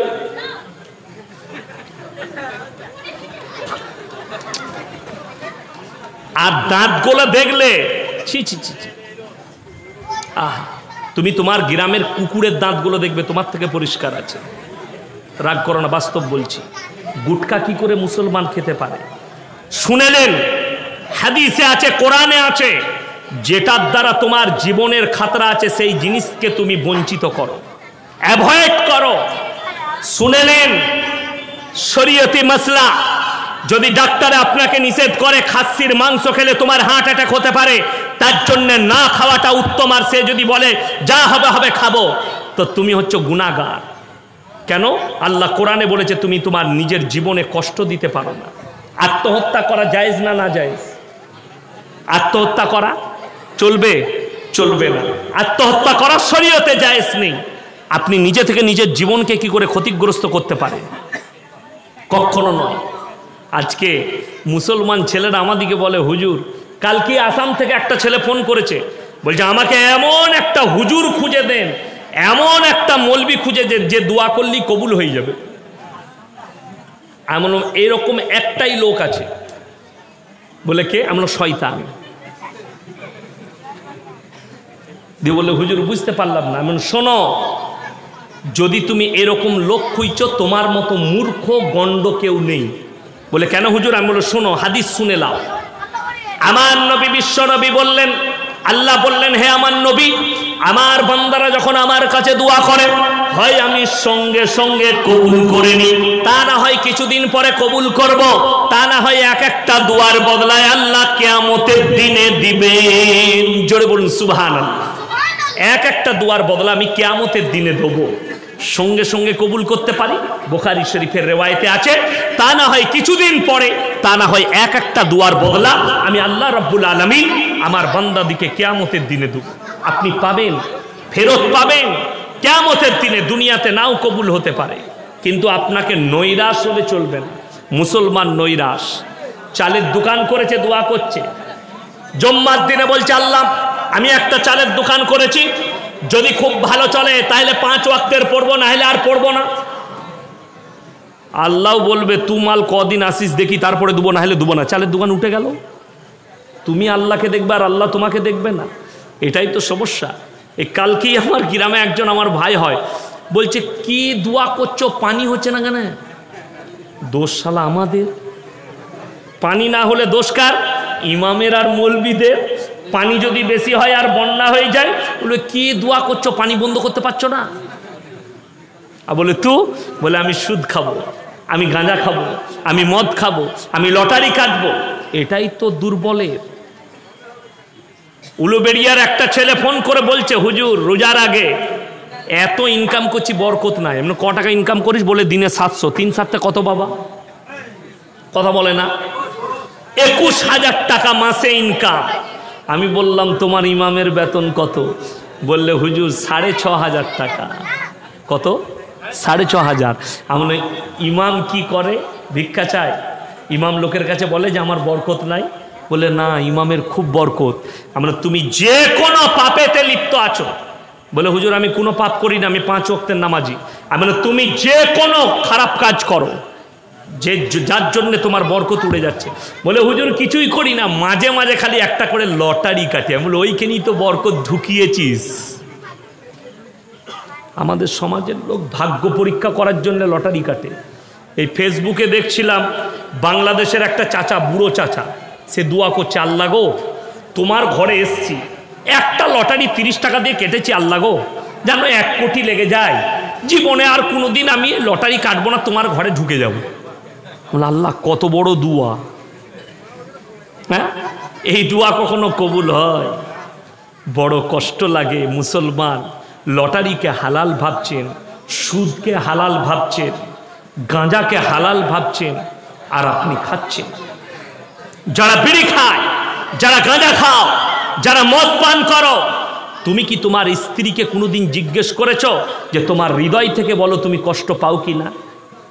তার কষ্টটাই তোমার জন্য বদদুয়া। বহু স্ত্রী স্বামীর মদ পান করাতে, গাঁজা খাওয়াতে মনে মনে কষ্ট পায়, চোখের পানি ফেলে, উপায় খুঁজে পায় না। স্বামী মদ খায়, স্বামীর পাশে শুতে হয়।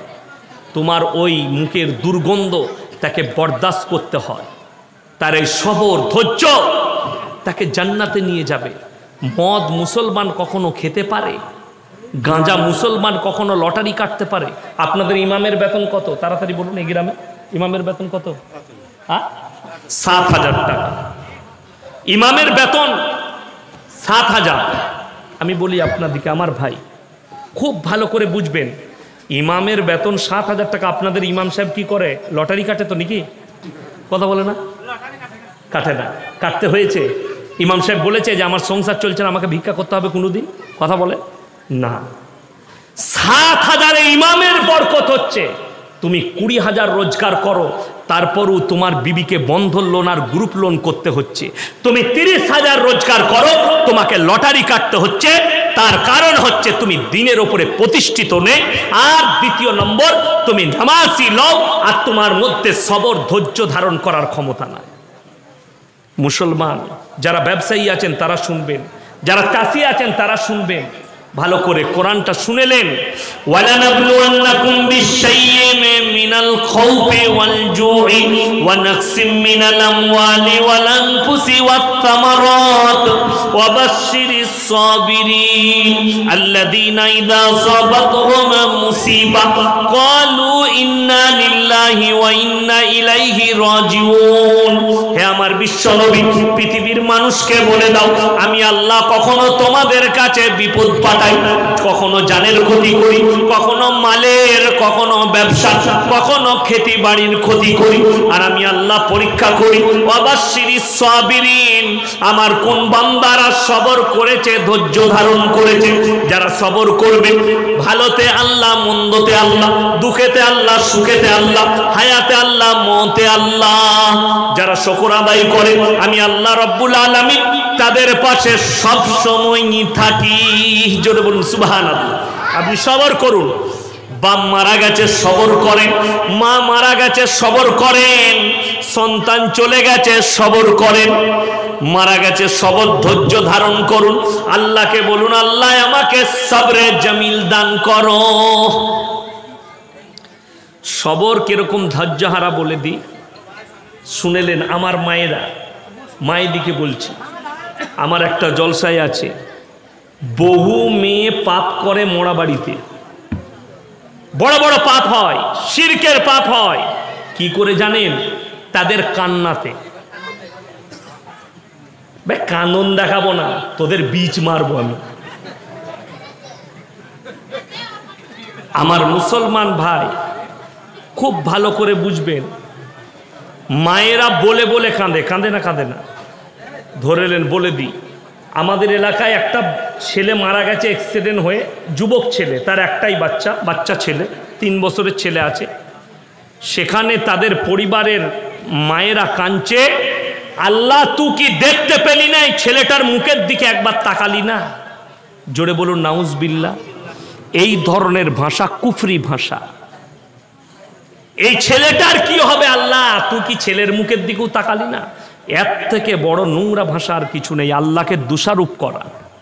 আমরা যারা আছি, ছেলে মেয়ে সন্তান বাপ দাদু সবাই আল্লাহর নিয়ামত, কিন্তু ই আল্লাহর নিয়ামত না? নিয়ামত নয়, আল্লাহর দেয়া নিয়ামত।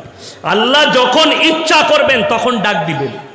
যে কেউ আজকে জন্ম হয়েছে, কালকে মারা যেতে পারে, 70 বছরে মরতে পারে, 20-তে মরতে পারে, 18-ই মরতে পারে।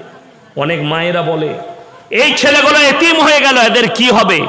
সেই মায়েদিকে বলবো, ইমানকে মজবুত করো। আমার নবীজি সাল্লাল্লাহু আলাইহি সাল্লাম যখন মায়ের গর্ভে, তখন তিনি বাপ হারা। যখন তিনি 6 বছরের শিশু, তখন তিনি মা হারা, বাপ আর মা হারা হলেন। 6 বছর বয়সে নবীজি এতিম, আল্লাহর কসম। তারপরও আল্লাহ পৃথিবীর আদি থেকে অন্ত পর্যন্ত নবীজিকে সৃষ্টি শ্রেষ্ঠ করলেন। জোরে বলুন সুবহানাল্লাহ। আল্লাহ মানুষের ভাগ্যকে ফিরাতে পারে না? পারে না? কথা বলে সেটা বলে দিই কেমন করে। যাদের ইমান কমজোর আছে, যারা এই ধরনের ভাষা যে মারা প্রয়োগ করেন, তাদেরকে বলি, তোমার মুর্শিদাবাদে নবাব সিরাজউদ্দৌলার খোঁজ লাও, সে কোথায় আছে, তার পরিবার কোথায় আছে? 1000টা দৌড়ের বাড়ি দাঁড়িয়ে আছে। আল্লাহ তাদের অস্তিত্ব মিটিয়ে দিয়েছে, ঠিক কি না? কথা বলে। মুর্শিদাবাদের মানুষ তো, আপনাদের ঘরের কাছাকাছি, আমি নাম করব না, বলুন একজন। ভারতের পুরনো রাজধানী কোথায়? কে জানে? কর্ণ সুবর্ণ। আমি বর্ধমান জেলার মানুষ, ইতিহাস পড়ি, খোঁজ রেখেছি। এখনো তার বাড়িটা আছে রাজা কর্ণ সুবর্ণ। ভারতের বহু পূর্বে ভারতের রাজধানী ছিল মুর্শিদাবাদের কর্ণ সুবর্ণ। তখন বেঁচে ছিলেন রাজা কর্ণ সুবর্ণ। আজও তার বাড়িটা মাটির তলায় চলে গেছে। এতটুকুটুকু ইট দেখতে পাবেন, চলে যাবেন কালকেই যদুপুরে কর্ণ সুবর্ণ ছিল। আল্লাহ তাদের অস্তিত্ব মিটিয়েছে, না তার পরিবার, না তার কিছু। আল্লাহর কসম, ঘর দাঁড়িয়ে থাকবে, জায়গা দাঁড়িয়ে থাকবে, পরিবার থাকবে, আমরা খালি চলে যাব। এটা পৃথিবীর পরম্পরা। আল্লাহ নিজামত শুরু করেছে। এটা পৃথিবীর, এটা নিজাম যে মানুষ আসবে, যাবে, চলে যাবে। এটা পৃথিবীর নিজামত আল্লাহ শুরু করেছে। আপনি আমি রুখতে পারবো না। পৃথিবীর আল্লাহর কসম করে বলে যাচ্ছে, যে হিন্দু ভাইরা আমার বয়ান শুনছেন তাদেরকে বলি, দলিত দিকে বলি, আদিবাসীকে বলি, যতগুলো ধর্মের মানুষ আছেন, যতগুলো মতের মানুষ আছেন, শুনে নেন। পৃথিবীর নাস্তিক থেকে শুরু করে আস্তিক পর্যন্ত পৃথিবীর সব ধর্মের মানুষ একে অপরকে অস্বীকার করবে। আল্লাহর কসম করে বলছি, মৃত্যুকে কেউ অস্বীকার করতে পারবে না। জোরে বলুন সুবহানাল্লাহ। মৃত্যুকে কেউ অস্বীকার করতে পারবে না। উপায় নাই, মৃত্যু অনিবার্য। লন্ডনে থাকুন আর জাপানে, লোহার ঘরে থাকুন আর পানির তলায়। আপনারা দেখেননি, সাবমেরিনে চেপে টাইটানিক জাহাজ দেখতে গেছে 5 জন ধনকু, মানে পৃথিবীর শ্রেষ্ঠ বড় লোক, পাকিস্তানের 2 বাপ বেটা আর লন্ডনের না আমেরিকার কোথাকার ছিল 5 জন। তারা পৌঁছানোর আগেই তাদের অস্তিত্ব এমন মিটেছে, পৃথিবীর কোনো বৈজ্ঞানিক, কোনো সায়েন্স এখনো পর্যন্ত কোনো স্যাটেলাইট খুঁজে বার করতে পারেনি মালগুলো কোথায় আছে। জোরে বলুন না সুবহানাল্লাহ। আল্লাহর হাতে। আপনার কোথায় মৃত্যু হবে, কোথায় মারা যাবেন, কোথায় চলে যাবেন, আল্লাহ কিভাবে মৃত্যু দিবে, সবাইকে বলছি, নারী পুরুষ যুবক যুবতী সবাই দোয়া করবেন নামাজের পাটিতে, আল্লাহ তুমি ইজ্জতের মৃত্যু দান করো। জোরে বলুন আল্লাহুম্মা আমিন। আল্লাহ যেখানে মৃত্যু দিবে ইজ্জতের মৃত্যু দিও, আর মরার সময় কালমা নসিব করো। এই দোয়া করবেন। আল্লাহর কসম করে বলছি, কোরআনে আছে, কান্নাহুম ইয়াউমা ইয়ারাউনাহা লাম ইয়ালবাসু ইল্লা আশিয়াতান আও দুহাহা। যারা দুনিয়ার মজ মস্তিতে মেতে আছেন, যে নারীরা, যে পুরুষরা, যে যুবকরা, যে যুবতীরা দুনিয়ার উৎফুল্লই মেতে আছেন, তাদেরকে বলবো রাতের বেলায় একবার শুয়ে খালি ভাববে, এই ইয়াসিন ভাইয়ের কথাটা ভেবে মোবাইলটা সুইচ অফ করে একবার বালিশটার দিকে, ওপরে আসমানের দিকে তাকিয়ে, ওপরের দিকে তাকিয়ে খালি এতটুকু ভাববে, আমি যদি আজকে মারা যাই কবরের ভেতরটা কেমন হবে আমার। চোখ দিয়ে পানি পড়বে গড় গড় করে আপনার। যে কবর অন্ধকার জগৎ, যে কবর অন্ধকার জায়গা, যেখানে কেউ থাকবে না, আপনি একা। কোরআনে আছে, দ্রুত গতিতে আমার ফেরেশতারা পৌঁছায়, ওয়ান্নাজিয়াতি গরকা ওয়ান্নাশিতাতি নাশতা। গরকা মানে হচ্ছে ডুব মারা। তোমাদের শরীরে আমার ওই মালাকুল মউত ফেরেশতারা ডুব মারে, ডুব মেরে জানকে কবজ করে নিয়ে আসে। আমি কসম খাচ্ছি ওই ফেরেশতা, আবার কসম খাচ্ছি ওই ফেরেশতা দ্রুত গতিতে যারা পৌঁছায়, যখন তোমাদেরকে কবরে দাফন করা হয়, আমার ফেরেশতারা গিয়ে তোমাদের বাঁধনগুলো খুলে দিয়ে তোমাদেরকে বশ করায় আর প্রশ্ন উত্তর করে। কিয়ামতের দিনে মানুষ কাঁদবে আর বলবে, কান্নাহুম ইয়াউমা ইয়ারাউনাহা লাম ইয়ালবাসু ইল্লা আশিয়াতান আও দুহাহা। হে নবী, মানুষ সেদিনে বলবে, আমরা দুনিয়াতে একটা সকাল আর একটা সন্ধ্যা তার বেশি অতিক্রম করিনি। আপনার 70 বছরের জিন্দেগিতে আপনি মনে করবেন আমি খালি সকাল আর সন্ধ্যা থেকেছি। রেওয়ায়েতে আছে, দুনিয়ার 50,000 বছরের সমতুল্য কিয়ামতের একটা দিন হবে। আপনি ক্যালকুলেটর টিপেন, রাতের বেলায় আমি চলে যাওয়ার পরে ক্যালকুলেটর টিপবেন যে আপনি মরে যাওয়ার পরে আপনি কিয়ামতের দিনে দুনিয়াতে 70 বছরের জিন্দেগিতে ক মিনিট আছেন আর ক ঘন্টা আছেন। চোখ দিয়ে পানি পড়বে আপনার। ওই জন্যে সবাই মরণকে স্মরণ করব। জোরে বলুন ইনশাআল্লাহ। হযরত আবু বকর সিদ্দিক রাদিয়াল্লাহু তাআলা আনহু নবীজিকে বললেন, ইয়া রাসূলুল্লাহ, ইয়া হাবিবাল্লাহ, পৃথিবীর মধ্যে সবথেকে জ্ঞানী ব্যক্তিকে? আমার নবীজি উত্তর দিলেন, কোনো মুহাদ্দিসের নাম করেনি, কোনো ফাকির নাম করেননি, কোনো জ্ঞানীর নাম করেনি, কোনো পণ্ডিতের নাম করেননি। নবীজি বললেন, পৃথিবীর মধ্যে হে আমার সাহাবীরা, সবথেকে বড় জ্ঞানী সে যে প্রত্যেক দিন একবার নিজের মৃত্যুকে স্মরণ করে। যে ভাইয়েরা বসেছেন বুঝতে পারেননি, মায়েরা বসেছেন বসতে পারেননি, রাত্রে শোবার সময় খালি এতটুকু মনে করবেন, কালমাটা পড়ে উজু করে শোবার সময়, যে আমি যদি আজকে মারা যাই কালকে আমার কি হবে। ঘুমের ঘরে মৃত্যু হতে পারে, মৃত্যু সমান। কেউ ফুটপথে মারা যায়, কেউ এসি রুমে মারা যায়, কেউ ফ্যানের নিচে মারা যায়, কেউ রেল স্টেশনে মারা যায়। মরণ কিন্তু একটাই। কষ্ট এই জায়গায় আমার মুসলমান ভাই, আপনার বিরুদ্ধে কতগুলো ষড়যন্ত্র রেচে দেওয়া হয়েছে। আপনি রেডি থাকুন। আমি আপনাকে বলছি, ভারতের যে সমস্ত অন্ধভক্তরা আপনার বিরুদ্ধে ষড়যন্ত্র রচছে, আমি দোয়া করব আল্লাহ যেন তাদেরকে ধ্বংস করে দেয়। আমি দোয়া করি আল্লাহ, মোদিদির তকদিরে যদি ঈমান লেখা থাকে তুমি ঈমান দাও, আর যারা ইসলামকে মিটাতে চাইছে তাদের তকদিরে ঈমান থাকলে ঈমান দাও, তা না হলে তাদেরকে নিস্তে নাবুদ করে দাও। এই ছাড়া আমাদের কাছে আর কোনো হাতিয়ার নাই। ঠিক কি না কথা বলেন? দোয়া করবেন আল্লাহ হেফাজত করুন, ঈমানটাকে এতটা মজবুত করুন। আল্লাহর কসম করে বলছি, আল্লাহর কসম করে বলে যাচ্ছি, তলোয়ারের নিচে যদি আপনার গর্দন থাকে আর ঈমান যদি আপনার মজবুত থাকে, আমার আল্লাহ না চাইলে আপনার মৃত্যু আসতে পারে না। জোরে বলুন সুবহানাল্লাহ। পৃথিবীর কেউ আপনাকে মৃত্যু দিতে পারে না আমার আল্লাহ না চাইলে।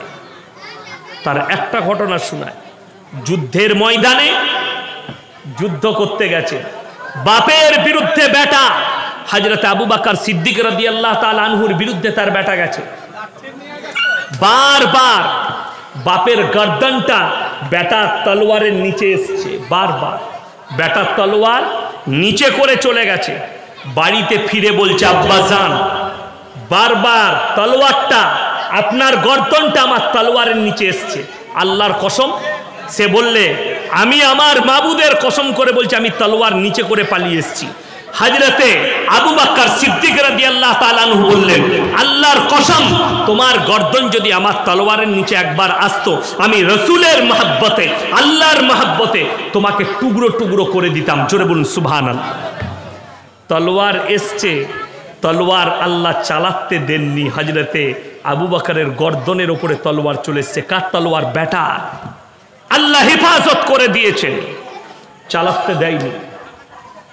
নবীজি সাল্লাল্লাহু আলাইহি সাল্লাম হিজরত করে চলে যাচ্ছেন, বেঈমান কাফেররা মরুভূমির প্রান্তরে ঘিরে ফেলেছে, আমার আল্লাহ রক্ষা করেছেন। জোরে বলুন না সুবহানাল্লাহ। তারা চাইলে নবীজিকে মার্ডার করতে পারত, কিন্তু আমার আল্লাহ যাকে রাখবে, পৃথিবীর কসম করে বলছি কেউ তাকে মারতে পারবে না। যারা চাইছে ভারতবর্ষে মুসলমানকে মিটিয়ে দেব, কোরআনকে মিটিয়ে দেব, ইসলামকে মিটিয়ে দেব, তাদেরকে বলবো শোনো, এই স্বপ্নটা স্বপ্নই রেখে দাও, এটাকে বাস্তবায়িত করতে যাও না কেন? আল্লাহর কসম, মুসলমান ঈমানটাকে এতটা মজবুত করুন। আমার আল্লাহ কোরআনে বলেছেন, ফালান তাজিদা লিসুন্নাতিল্লাহি তাবদীলা। কিয়ামত পর্যন্ত পৃথিবীর সব শক্তি যদি একদিকে দাঁড়িয়ে যায়, আমার কোরআনের একটা জের জবরকে পরিবর্তন করার ক্ষমতা পৃথিবীর কোনো শক্তির নেই। জোরে বলুন সুবহানাল্লাহ। ইসলামকে কি মিটবে? ফেরাউন এসছিল, মুসাকে মিটাতে নিজে মিটে গেছে। নমরুদ এসছিল, ইব্রাহিমকে মিটাতে নিজে মিটে গেছে। আর তোমাদের মতো এখন নতুন একজন বাবা বেরিয়েছে আমাদের দেশে, বাবা বাগেশ্বর ধাম, নাম শুনেননি? সুন্দর দেখতে, আমার বয়সই হবে মনে হয়, আমার 35+ চলছে। কার? তার 27 বছর বয়স। বাবার জানি না আমি। বাবা বাগেশ্বর ধাম, সে কি বলছে জানেন? बोले हिंदुस्तान में जो भी रहेगा उसको हिंदू बनना पड़ेगा, ये हिंदू राष्ट्र बनाएंगे। बाबा जी जरा लोगों को ये तो बताओ तुम्हारा बहन का शादी किससे हुई है? तार बुनेर बिये होयेछे हिंदू मुसलमान छेलेर संगे। बाबा के जिज्ञेस करछे रिपोर्टर, आपका बहन का तो शादी एक मुसलमान से हुआ है? जी बिल्कुल हुआ है। कि बुझलेन? आपनादेरके बोले दी, প্রতিবারে আমাদের দেশে ঠিক ভোটের আগে একটা করে বাবার আবিষ্কার হয়। এর আগে কার হয়েছিল জানেন? কার? কানিয়া বাবা রামদেবের। দেশের লোককে বললে, देशवासियों आपको 35 रुपया में पेट्रोल चाहिए कि 100 रुपया में, 70 रुपया में? लोगरा बोले हमें तो 35 रुपया में चाहिए।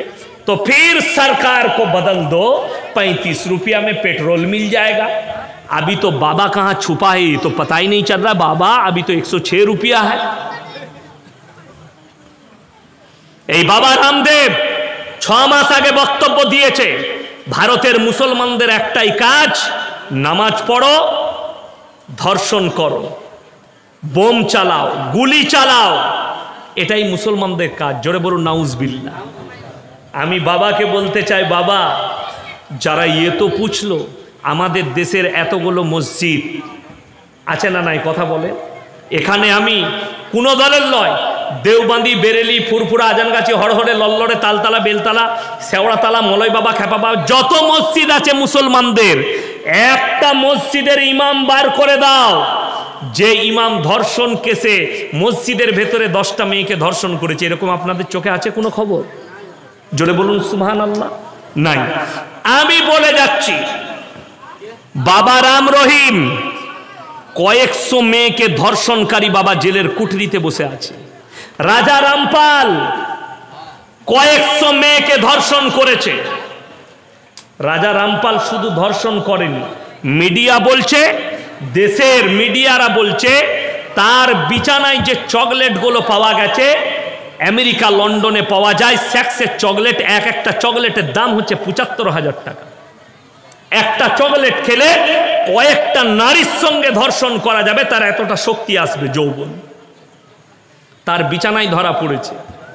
আর আমি চ্যালেঞ্জ দিয়ে বললাম, আমার মাদ্রাসায় কামরা খোলা আছে, আমার বাবুর্চির কাছে চাবি দিয়ে আছে, পুলিশ চলে যাও, প্রশাসন পাঠিয়ে দেন, আমার কামরা চেক করবে, কটা চকলেট পাওয়া যায় দেখতে পাবে। কি পাবে জানেন? খালি কিতাবপত্র পাবে আর একটা চায়ের ফ্লাস পাবে ছোট পাড়া। এখন কিন্তু খুব বিপদ, যদি 4-5টা মোবাইলের তার থাকে তারা বলবে বোম বানাচ্ছিল, তাহলে আমাকে ভয়ও লাগে। আমি ছেলেদিকে বলি আমার কামরায় তার ফার রাখিস না, তাহলে আমাকে কোনোদিন বলবে এই বোম তৈরি করছিল। এটাই কষ্টের, বড় কষ্ট লাগে। একটা মুসলমান ইমাম ধর্ষণ কেসের আসামি নয়, 100টা আশ্রমের বাবা ধর্ষণ করে জেলের কুঠরিতে বসে আছে। এটাই হচ্ছে দুঃখের। আমার মুসলমান ভাই, আপনি ভয় খাবেন না, ভয় খাবার কোনো উপায় নেই, আল্লাহ আছে, আল্লাহই আল্লাহ। আমি ভয় খাই, রেসপেক্ট করি দেশের প্রধানমন্ত্রীকে, সম্মান করি, তিনি প্রধানমন্ত্রী, কিন্তু ভয় খাবেন একমাত্র আল্লাহকে। জোরে বলুন ইনশাআল্লাহ। ভয় খাবার পাত্র পৃথিবীর কেউ নেই। আব্বাকে, বাপকে ভয় খাওয়া যায় না, বাপকে রেসপেক্ট করতে হয়, সম্মান করতে হয়। ভয় কিন্তু আল্লাহকে খাবে, ভয় আল্লাহকে খাবে। ভয় কোনো নেতা মন্ত্রীকে খাবেন না, তাদেরকে রেসপেক্ট করবেন। আপনার এমএলএ যে আছে, এমএলএকে রেসপেক্ট করবেন, কেন? তিনি সম্মানী চেয়ারে বসে আছেন, রেসপেক্ট। কিন্তু ভয় আল্লাহকে খেতে হবে, ভয় তাকে নয়। আপনাকে মৃত্যু দিবে, আল্লাহর কসম, আল্লাহ না চাইলে মৃত্যুই আসতে পারে না। এ তো কিছুদিন আগে বাবা বাগেশ্বর ধাম বলেছে, আশ্চর্য জিনিস দেখাচ্ছে। সে ঢোকার আগেই তার পর্চি বানিয়ে দিচ্ছে, তোমারা ঘর ইধার হ্যায়, তোমারা ইয়ে হুয়া হ্যায়, তোমারা ও হুয়া হ্যায়। मीडिया वाला जिज्ञेस कर ले, बाबा बालेश्वर में जो एक्सीडेंट हुआ ट्रेन का आपको पता था कि नहीं? बोले जी बिल्कुल पता था। मैं कहना चाहता हूं, अगर बाबा ने कह दिया कि हमें पता था कि बालेश्वर में एक्सीडेंट होगा, तो बाबा के ऊपर केस चलनी चाहिए और उसको जेल में डालना चाहिए। बाबा अब अगर बता देते स्टेशन मास्टर को कि अबे ट्रेन को रुकवा दो, अभी एक्सीडेंट होने वाला है, तो लोग तो बच जाते। 1000 से भी ज्यादा लोग मर गए, सारे के सारे मर्डर केस बाबा के ऊपर चलना चाहिए। लेकिन ये तो बाबा झूठा बाबा है कि नहीं? भंडो बाबा चैलेंज छुड़ेचे, कोई भी सन और कोई भी मौलवी हमारे सामने बैठ जाओ, बाबा जी पहले तो ये बताओ आप एक्सीडेंट क्यों नहीं रुकाए? बाबा जी ये तो बताओ, इतने लोग के जान चले गए हमारे देश के, लेकिन आपने पहले क्यों नहीं बताया कि एक्सीडेंट होने वाला है? लेकिन आप तो झूठा बाबा है, लोग भी समझ रहे। प्रति बছর একটা করে বাবার আবিষ্কার হয়, ইমালেরও আবিষ্কার হয়েছে, কবে খালি ঢুকে সেটা দেখুন। বলছে মুসলমান को हटा देंगे। এরপর বলে দিই, জিজ্ঞেস করছে दुनिया का पहला धर्म कौन सा है? बोले सनातन धर्म। আপনাদেরকে বলে যায়, ভরতপুরের মানুষ শুনে যান, আপনারা কান খুলে শুনেলেন। আমাদের দেশের অনেক বক্তার মুখ থেকে শুনেছি, জানি না কোথা থেকে পেয়েছে। ভারতের মাটিতে আমরা কেউ মুসলমান ছিলাম না, সবাই কলমা পড়ে মুসলমান। কোথা থেকে পেলিবে? শুনে বলে দিচ্ছে, স্টাডি কর। যদি বলেন হুজুর আপনি বলুন, দুনিয়ার প্রথম মানব কে? তাড়াতাড়ি বলুন। হযরত আদম আলাইহিস সালাতু ওয়াস সালাম। তিনাকে আল্লাহ প্রথম কোথায় নামিয়েছিলেন? কথা বলে না? ভারতে। শ্রীলঙ্কা, ভারত, বার্মা, বাংলাদেশ, আফগানিস্তান, পাকিস্তান, কাজাকিস্তান সব একটাই দেশ ছিল। শ্রীলঙ্কার পাহাড়ে আল্লাহ হযরত আদম আলাইহিস সালাতু ওয়াস সালামকে নামিয়েছিলেন। আল্লাহ মুসলমান দিয়ে দুনিয়া তৈরি করেছেন। আর পৃথিবীর কোথাও যদি প্রথম মুসলমান ছিল তো হিন্দুস্তানের মাটিতে ছিল। জোরে বলুন সুবহানাল্লাহ। ওই জন্যে পৃথিবীর সব থেকে পুরনো ধর্ম হচ্ছে মুসলিম ধর্ম। আল্লাহ মুসলমান দিয়ে দুনিয়া শুরু করেছেন আর ইয়ার খাতমা, ইয়ার শেষও করবেন মুসলমানের দ্বারা। ওই জন্যই এই ভারতে নবীরা আসার পরে নবীদের মধ্যেখানে প্রচুর গ্যাপ থেকেছে না থাকেনি? 500 বছরের, 100 বছরের, 1000 বছরের, 2000 বছরের গ্যাপ থাকার কারণে বিভিন্ন রকম পাপ এসে জুড়ে গেছে আমাদের দেশে। আজকে দেখুন, আপনারা মুসলমান ভাই বলে যায়, বহু কুসংস্কার আমাদের সমাজে ঢুকে গেছে, বহু কুসংস্কার। আমাকে 1 সপ্তাহ আগে একটা ছেলে ফোন করেছে, বলছে হুজুর আমার ছেলের, লোকটা বয়স্ক হবে, আমার ছেলের বিয়ে ঠিক করেছি মহররম মাসের 3 তারিখে। তো অনেক মেয়েরা বলছে মহররম মাসে বিয়ে দেওয়া চলবে না। আমি বলি ওই হাদিসটা আমরা মৌলবীরা পড়ি নাই। আমার তো বলে আমাকে যদি জিজ্ঞেস করো দেওয়া চলবে। আল্লাহর কাছে সব দিনটা সমান না, একটা খারাপ আছে? সব দিনটা সমান, ভালো দিন, যেদিনে আপনার ইচ্ছা যাবে বিয়ে দেন। একজন ফোন করেছে হুজুর আমাবস্যার রাতে কি বিয়ে করা যাবে? আমি বলে মোটেই করবি না, কালো ছেলে হবে। কি বলবো তাকে? এর থেকে দুঃখ আর কিছু আছে? এই হাদিসগুলো কার? এখন তো আমাদের সমাজ মৌলবীদের কোরআন হাদিসে চলে না, কিসে চলে? দাদির হাদিসে আর নানির হাদিসে চলে। দাদির আর দাদুর, নানির আর ফুপুর হাদিসে চলে, আমাদের হাদিস চলে না। তা না হলে আমাদের সমাজে দেখবেন মেয়েদের পেটে বাচ্চা এলে এখন 7 ভাজা খাওয়ায় না? খাওয়ায় না? আপনাদের এখানে খাওয়ায় না? কি বলে ওটাকে? 7 ভাজাই বলে। আমাদের বর্ধমানে গোটা পশ্চিমবাংলায় আছে। পেটে বাচ্চা এলে বলে 7 ভাজা খাওয়াতে হবে। আপনি জিজ্ঞেস করুন আপনার ইমামকে যে হুজুর আপনার কটা ছেলে? যদি বলে 2টো, তো ইমাম সাহেব কই? কটা ছেলে? হ্যাঁ, এখনো হয় না। কি দোয়া করছেন আপনারা? আমি দোয়া দিয়ে যাচ্ছি, আল্লাহ নেক সলে সন্তান দান করুন, বলুন আমিন। আমার দুটো বিটি পেটে ছিল, আমার স্ত্রীর পেটে। কোনোদিন আমার বউকে 7 ভাজা খাওয়াতে হয় নাই। আমাদের বউদের এমনি ছেলে হয়ে যাচ্ছে, তোমার বউয়ের 7 ভাজা না খাওয়ালে ছেলে হবে না? কথাটা বুঝতে পেরেছেন না পারেন? যেমন আপনাদেরকে বলে দিই, আপনাদের বিয়ে হলে বলে ক্ষীর খাওয়াতে হবে। বিয়ের যা কাণ্ড কারখানা, কি বুঝলেন? উলামারা আছে, জিজ্ঞেস করুন। নবীজি সাল্লাল্লাহু আলাইহি সাল্লামের জামানায় নিকাহ হয়েছে মসজিদের ভেতরে। এখন বিয়েগুলো কোথায় হচ্ছে? প্যান্ডেলে। আমি মোবাইলে আজকেই দেখলাম, পেপারে ছেপেছে, উত্তরপ্রদেশের যত তবকার আহলে হাদিস, দেওবন্দি, বেরেলি, যত মৌলবি আছে তারা এক জায়গায় হয়ে ফাইসালা করেছে যে বাড়িতে গান বাজনা হবে, অশ্লীল কাজ চলবে, সেই বাড়িতে কোনো মৌলবি বিয়ে পড়াতে যাবে না। এই উদ্যোগ যদি আমাদের মৌলবীরা পশ্চিমবাংলায় আমরা নিতে পারি, সমাজ পরিষ্কার হবে। আজকে বললে কষ্ট লাগবে, ইমাম সাহেব বিয়ে পড়াতে গেলে 500 টাকা 200 টাকা দেয়, 500 টাকা দেয়, তাও আবার অনেকজন আবার ধারে। বিয়ে পড়ি দিলে হুজুর আসরে দেখা করব, কি বুঝলেন? আর গান বাজনা 2500 টাকা অ্যাডভান্স দিয়ে ডিজে নিয়ে এসছে। আপনাদের মুর্শিদাবাদে মনে হয় গান বাজনা হয় না? হয়, ভালো জিনিস, আরো করে করবেন, ড্যান্স করবেন। কি বলবো, এর থেকে দুঃখের কিছু আছে? আচ্ছা আপনারা বলুন, গান বাজনা হালাল না হারাম? হারাম। আপনি 5000 টাকার ডিজে ভাড়া করছেন, ওই টাকাটা যদি ইমাম দিকে দেন বিয়ে পড়ানো, ইমাম আপনার মেয়ের জন্য দোয়া করবে না বদদোয়া করবে? তাহাজ্জুদের নামাজে দোয়া করবে, কিন্তু দিবে না। কি বুঝলেন? 300 টাকার বেশি দিতে পারবে না, 500 টাকার বেশি দিতে পারবে না, কিন্তু হারাম কাজে আপনি খরচ করবেন। বলে দিই, ইন্নাল মুবাদ্দিরিনা কানু ইখওয়ানাশ শায়াতিন ওয়া কানাশ শাইতানু লিরাব্বিহি কাফুরা। হে নবী বলে দাও, যারা অপব্যয় করে তারা শয়তানের ভাই। শয়তান জান্নাতি না জাহান্নামী? কথা বলেন। জাহান্নামী। তার ভাই যারা হবে তারা জান্নাতে যাবে? যাবে? কথা বলেন। যাবে না। গান বাজনা আপনি বললেন হারাম, আপনার বিয়েতে গান বাজনা কি করে হবে? বড় কষ্টের বিষয়। শুধু তাই নয়, সুন্নত তরিকায় নিকাহ দেন, বিয়ে দেন। আপনাদের মুর্শিদাবাদে একটা গাড়ির নাম কি রাখা হয়েছে জানেন? জামাই গাড়ি। সেটার নাম কি? অ্যাপাচি। তার নাম রাখা হয়েছে জামাই গাড়ি। বিয়ে হলেই গাড়ি লাগবেই, ঠিক কিনা কথা বলে? বিয়ের সময় বলছে যা করো না করো বিয়ায় ছেলেকে একটা গাড়ি লাগবে।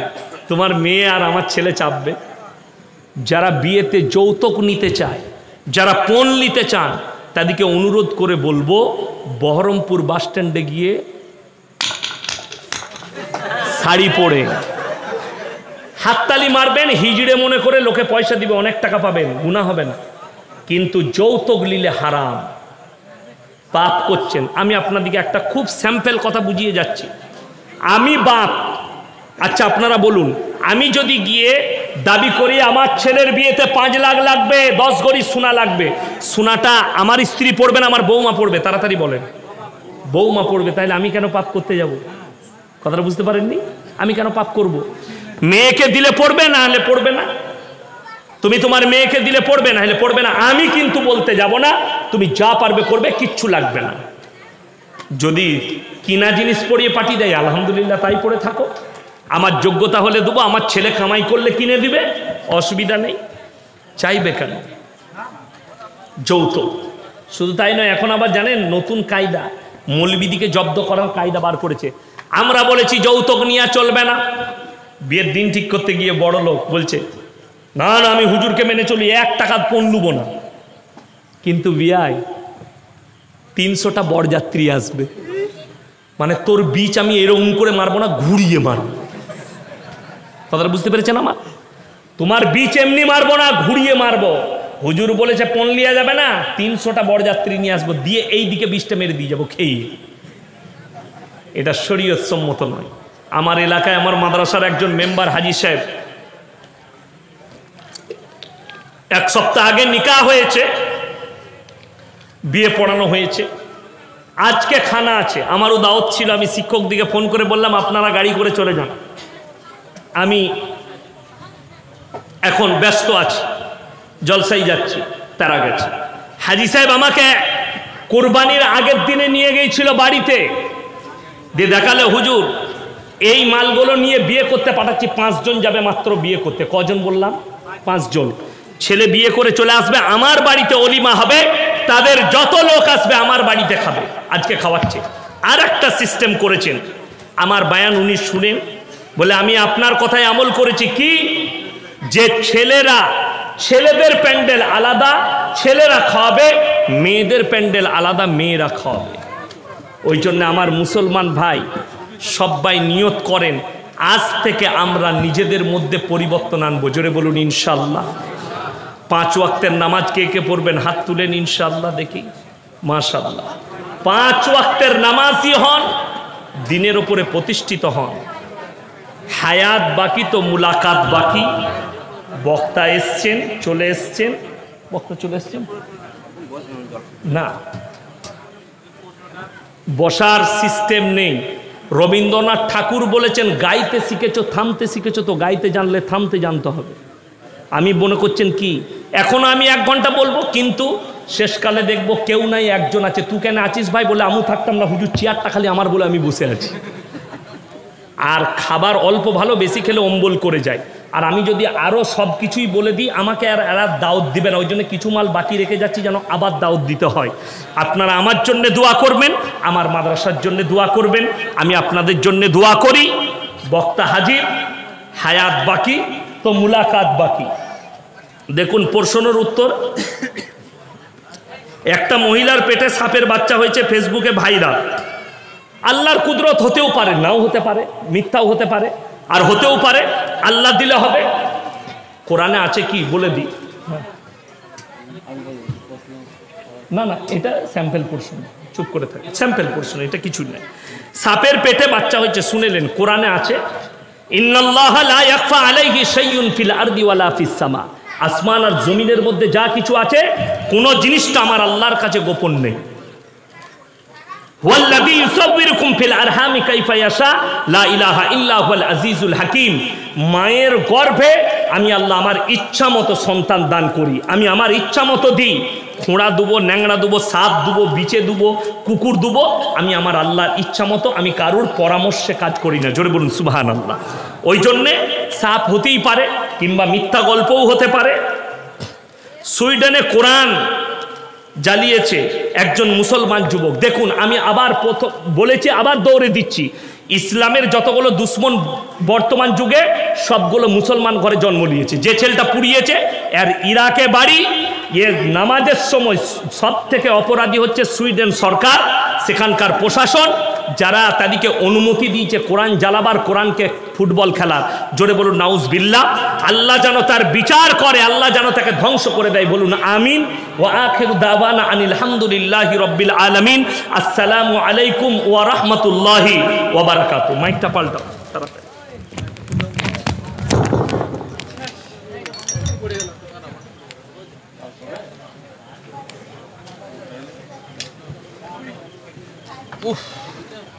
বন্ধ করে দিলাম।